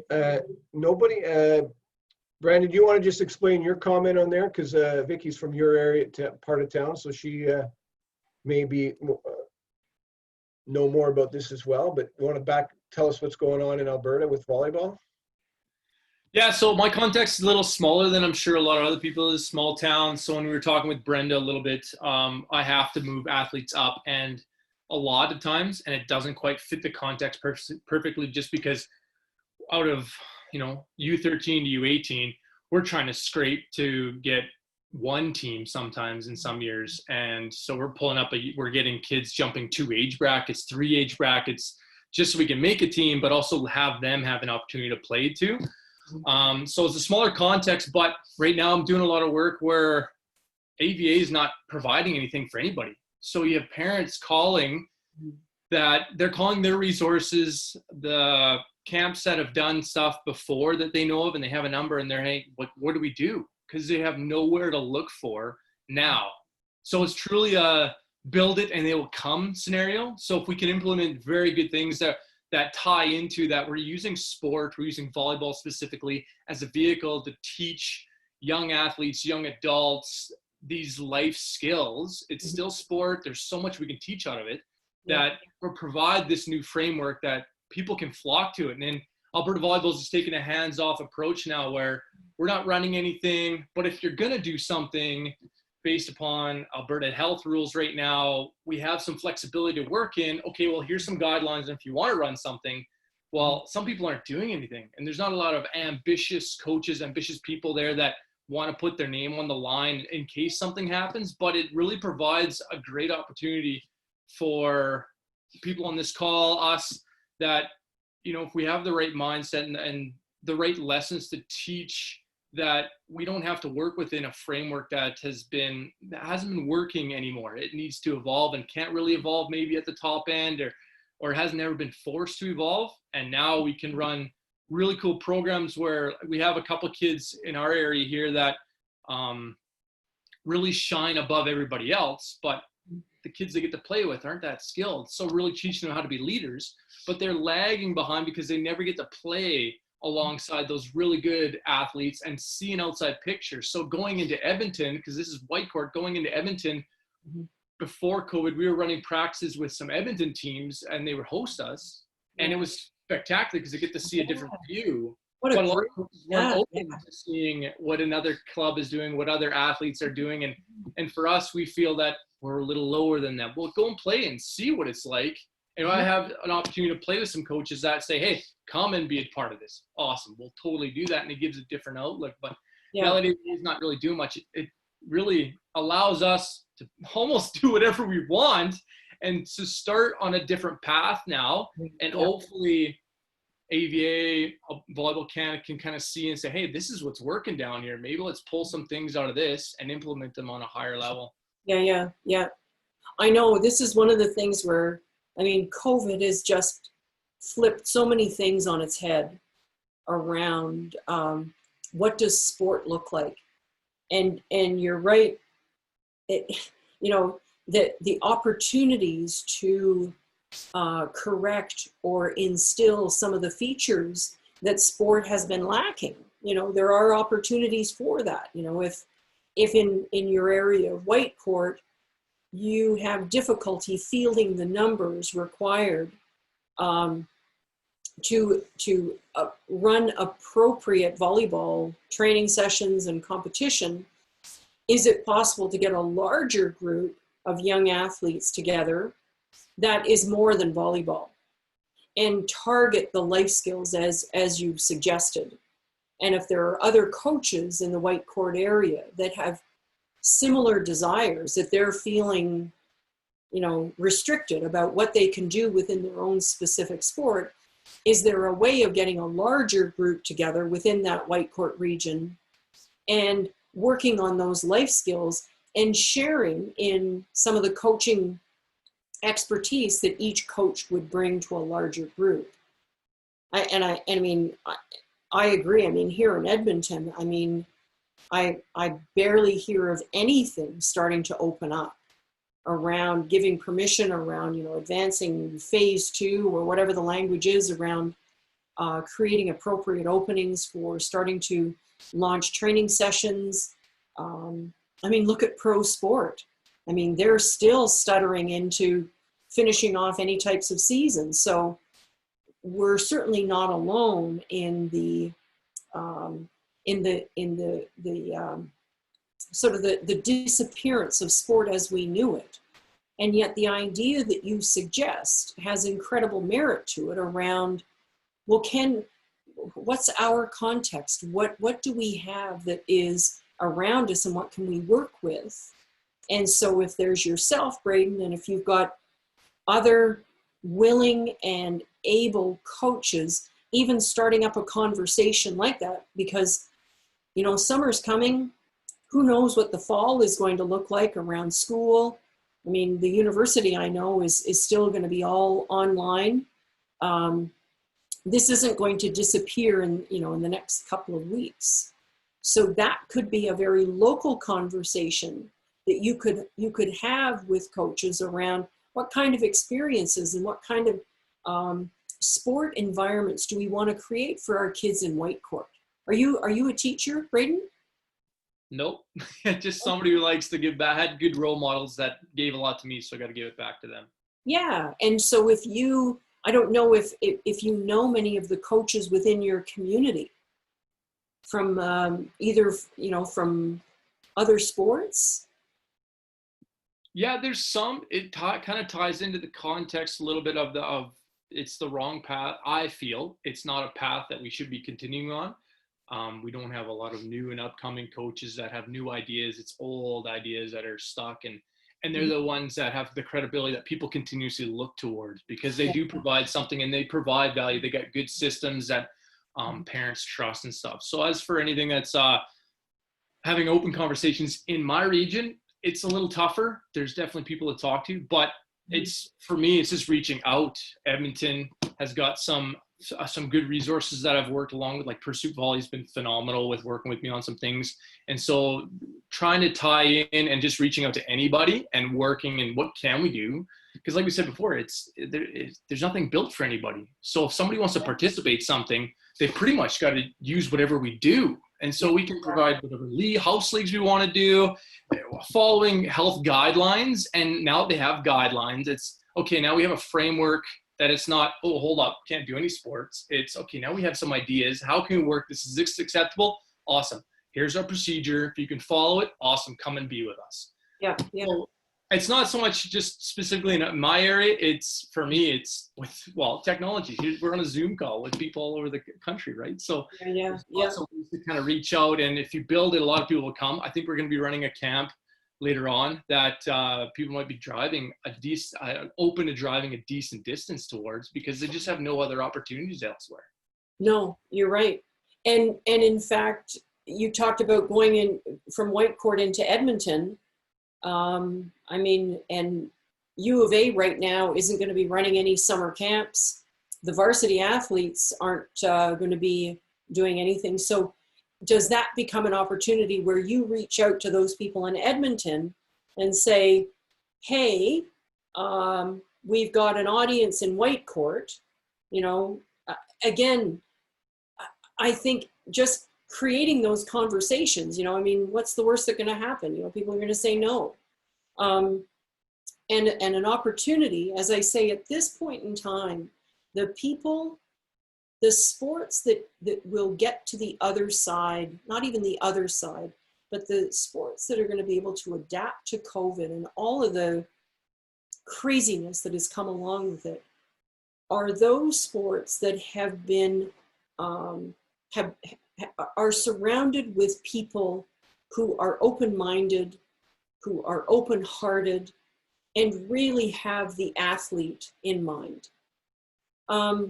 And that's where, who cares what sport it is? And I don't mean that in a dismissive kind of way, but if we really believe that sports become an excellent environment for the life skills, equipping of life skills of our young athletes, and building on that, and then some of the technical skills grow and their physical capabilities grow, then get those like-minded individuals together. Reach out to schools, you know, if there are coaches within schools. And I know here in Edmonton, I've worked with Edmonton Sport Council for many years.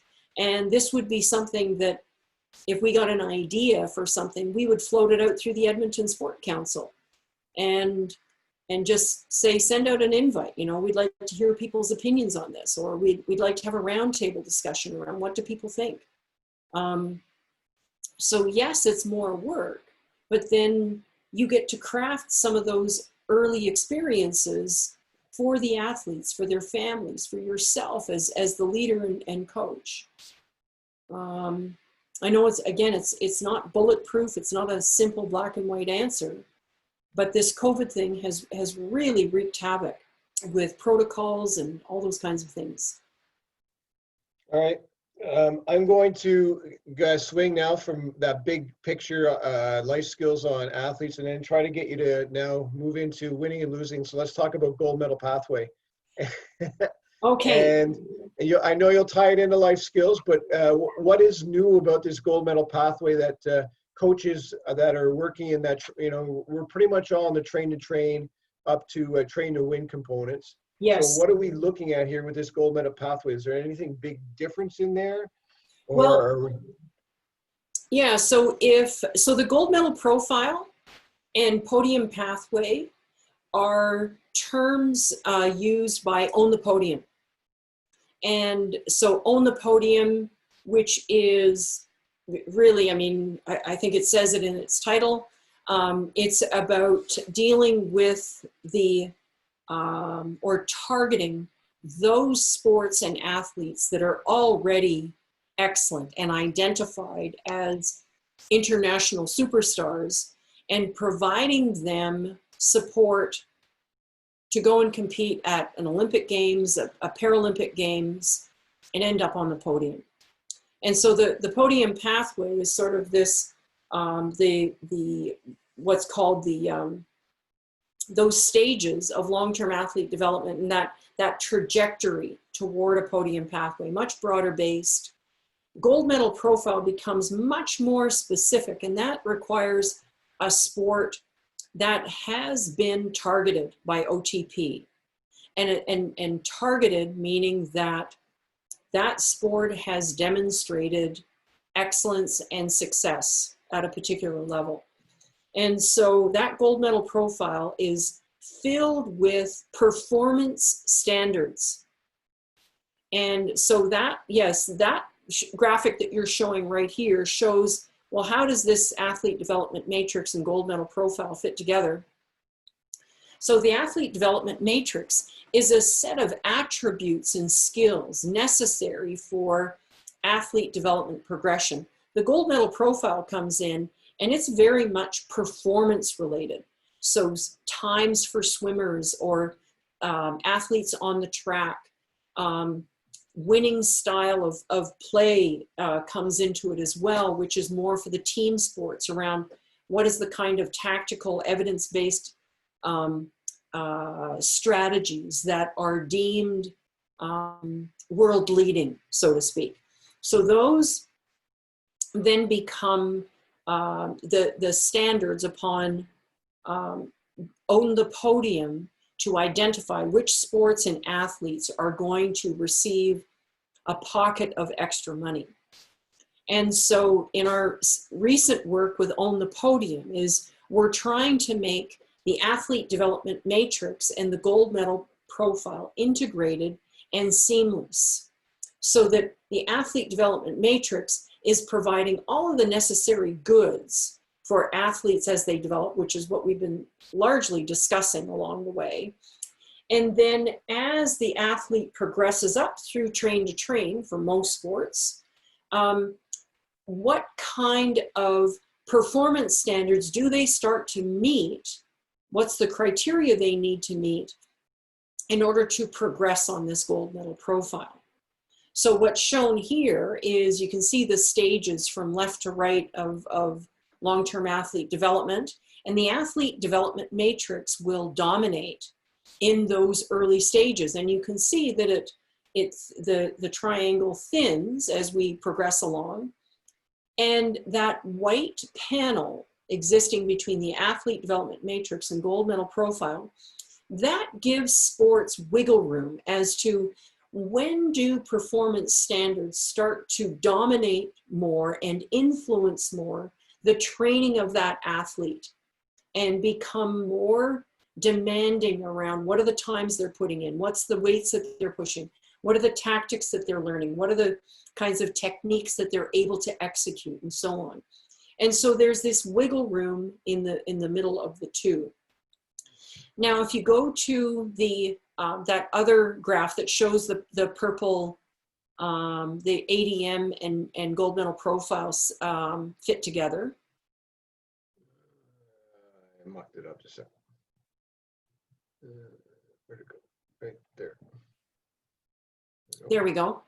And then the extra panels will provide some descriptors on that right-hand side, Colin, when you can. So again, this is showing the long-term athlete development stages on the left.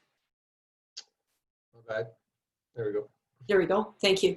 And then across the top, you'll see the different components of athlete development. And then in the middle, you will see in the stages where the gold medal profile, those performance requirement skills will derive the training and performance requirements of the athlete.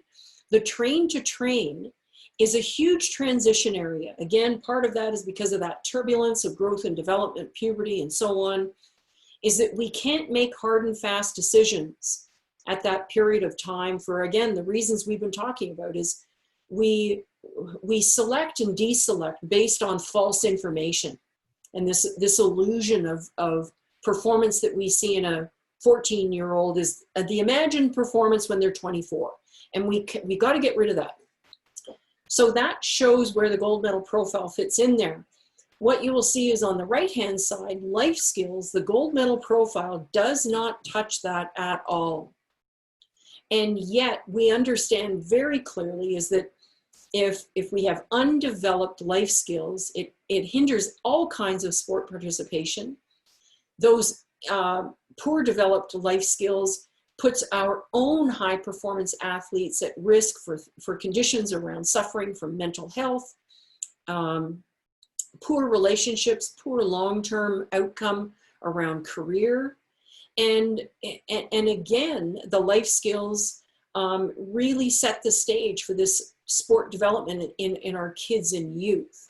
So that then kind of swings the whole piece into, true high performance, where it's about the pinnacle of performance for your sport. And again, whether it's at World Cups, whether it's at Olympic Games, Paralympic Games, international contests, and so on. Is this not the gold medal pathway not touching the athlete development matrix because On the Podium hasn't recognized the importance of these skills or done the research about these life skills that fit in? Or is it just simply, you know what, we'll take the depressive, the athlete who goes in a depressive state, as long as they get us a medal, we're good with that? Like, I mean, to me, having that resilience and all those skills that would be an important matrix for to be in the gold medal pathway, wouldn't it? It would be, and I would have to say that this life skills, in my opinion, and in the reading of it, I think has largely been ignored because it's been difficult to have metrics over it. How do you assess somebody's emotional regulation compared to their ability to execute technique A, B, and C? It's much easier. We do that all the time in education, though. Sorry? We do that all the time in education when we're doing assessments for children to see if they're ADHD or on the spec ed or autism spectrum. And there's like, yeah, I think it's possible. I mean, obviously you need a psychiatrist and psychologist to be able to do these tests, but. And again, remember we said that the vast majority of our coaches are run by volunteer mom and pop show. Right. And that right. and when we even talk about the highest end of coach development, does it touch on these attributes of athletes? And I would say it's only been in recent years where we've realized that the lives of our most successful athletes are not that peachy keen. No, Some of them are really suffering. Yeah. Yeah, I mean, the Bell Let's Talk gives you great examples of how many of our great athletes that are our heroes have had mental illness at some point. Yeah. And the other thing we suffer from, and is that we only tell the stories of those athletes who have been on the podium or have worn the red and white. We rarely ever tell the story of the athlete who became a train wreck and never got to wear red and white, never got to the Olympics, never got to a podium. And that's a phenomena called survivor bias. We only examine the way to do things based on those people that have succeeded. And that in and of itself is very, very, it puts huge limitations and puts a huge ceiling on our ability to think about what is the right thing for us to do in athlete development right from the very beginning all the way up to become the best in the world, not just for one Olympic quad, but for multiple Olympic quads. Right. All right. Let's see. That. Yeah. So I mean, that's what you've just hit on, is that they have to be integrated to work. That's right. Yeah. So my question to you would be, for the coaches that are sitting there online right now and coach the 17, 18U or 12U athlete, what would you suggest to them would be a good opportunity for them that they could implement right away in their coaching, or something that they could be thinking about now that would be different than they normally do based on the learning skills concept that we want to be more extrinsically involved with? Yeah, and Explicitly involved with. Yeah, and which ages again, Colin? So, well, we're right here. We've got the train to train age group right up to train to win. So, or Okay. compete to win. So you got the whole gambit. What could we be doing right away in life skills to make it more explicit in our practices in our gyms? Yeah. So I would say, let's say from big picture points of view, things that we've already touched on right now is, even at the train to train stage, encouraging multi-sport experience. Because again, that's often in the hands of a coach, about giving permission, so to speak, to go and try something else or not. That's in the hands of a coach. And then this integrated training and competition, again, that we've talked about, the vertical movement of athletes, you know, training and competing occasionally, where it fits that we had that discussion around biobanding. So I would say those are big picture pieces. From a more explicit, detailed point of view, I'm going to ask you to put up that slide around, which one is it here? If maybe let's just start with slide number 5. Because that, and then slide 5, 6, and 7, I think we'll get a sense of what we're trying to create. And so these life and mental skills, which we're trying to really have shine within that sporting environment, is that these life skills are this whole foundation of success, that of human success. And so we need to appropriately create these environments where executive functions, those are early development of things like working memory, self-regulation, patience, and so on. But this was a quote around success in school and one's career requires creativity, flexibility, self-control, and discipline. And when I ask any coach, do they want that in an athlete? There's going to be a universal yes, yes, yes, and yes. And so these are important features that, how do we create environments that challenge the athlete's creativity, their flexibility to attend to different commands, demands, distractions, self-control, and discipline. And this is again where the coach, when they are focusing on something like these features, that they need to set the stage for it very clearly. So at the beginning of a practice, of a training session, that it's explained that this is what they're looking for. It's not like a hidden agenda or like a jack-in-the-box kind of surprise. And through the course of that training session, if athletes are demonstrating positive features around what is being asked of them, that it's imperative that the coach recognizes that and rewards that. So again, the coach doesn't sort of set the stage for it, yet fall back to only looking at technical or tactical execution.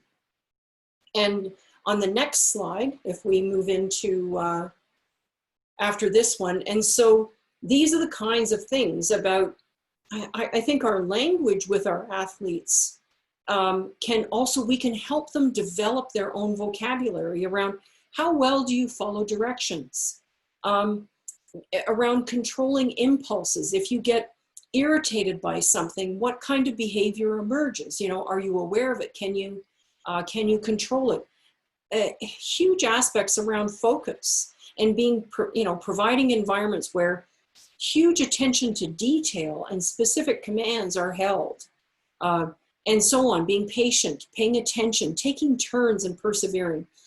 These are ones that can certainly start well before train to train, but do not stop at any time in an athlete's trajectory. And then on the next slide. Just on this one, I see, this is a great opportunity for coaches to do these things in between games at tournaments and stuff. There's lots of these things you could be working on.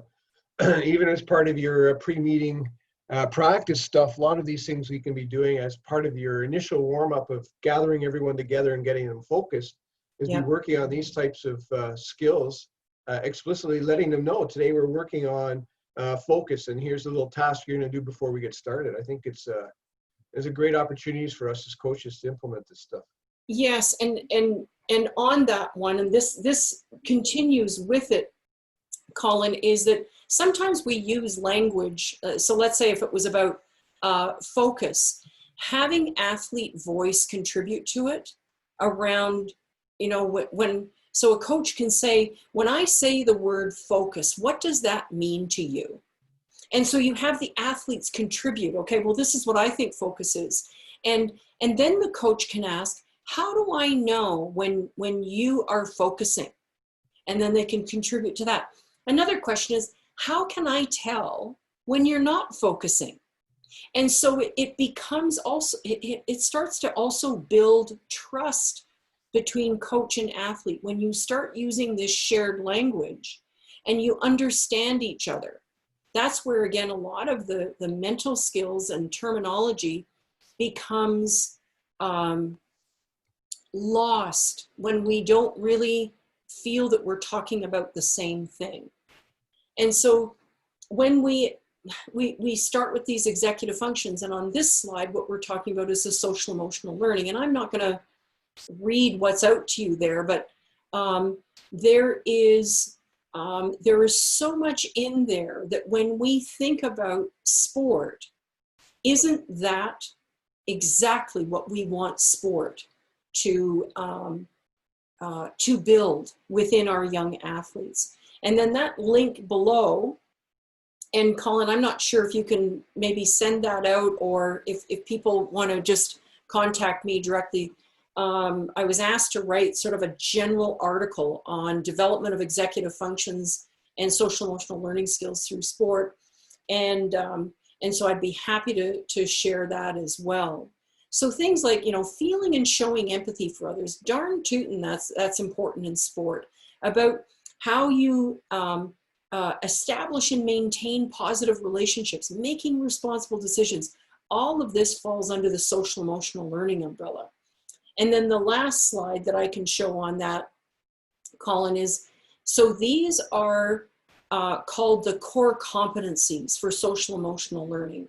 And when you see those 5, self-awareness, self-management, responsible decision-making, relationship skills, and social awareness, these are recognized in the literature as these core competencies. And within each of those, so for instance, with social awareness, can you take the perspective of others? Do you demonstrate empathy? Are you showing respect?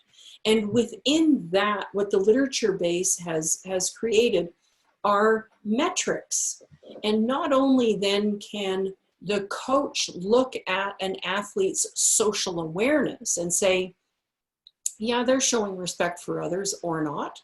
And but as well, especially with train to train and above, you reveal this completely transparently to the athlete themselves, saying, this is what we're looking at.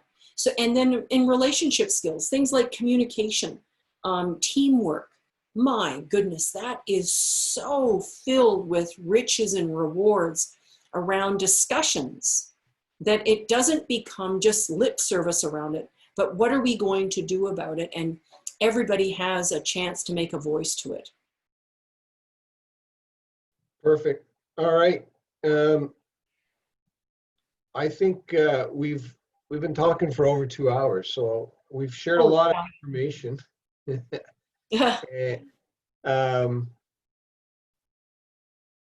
I want to thank everybody for sticking around for that long and listening, and thank you for those that provided questions. I will put out those links and stuff to everybody. I'll send that out in email. And I think what's good to know is that what you've been talking about sort of leads us into our next talk next week with Kerry McDonald, who's the scientific coordinator, I'm going to call him coordinator for Volleyball Canada, who's going to come on and talk. We're going to focus a little bit on overtraining and look-fors and whatnot, but I'm going to try to get him to go into discuss the volleyball, so the gold medal pathway for what does that look like for volleyball? Because I know that's what his big takeaway has been, or big project is looking at that and developing that.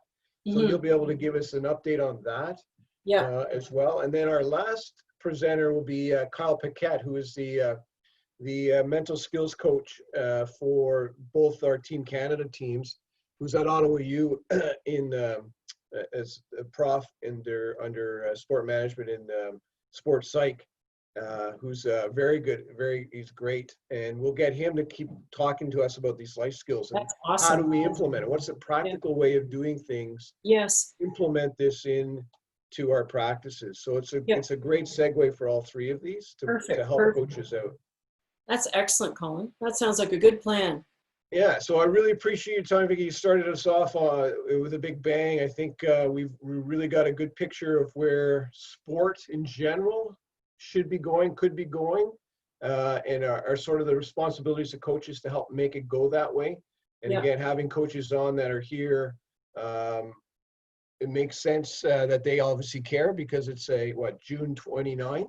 Yeah. We haven't been in the coaching environment a long time, and they're all volunteers, and they're all coming on to take some time of their busy days or their non-busy days to get more information to improve themselves as coaches, outside the realm of that mandatory NCCP stuff, which is a great way to start. But I think this is the stuff that really helps us become better coaches, and our athletes become better athletes, because we care and we take time to learn this stuff.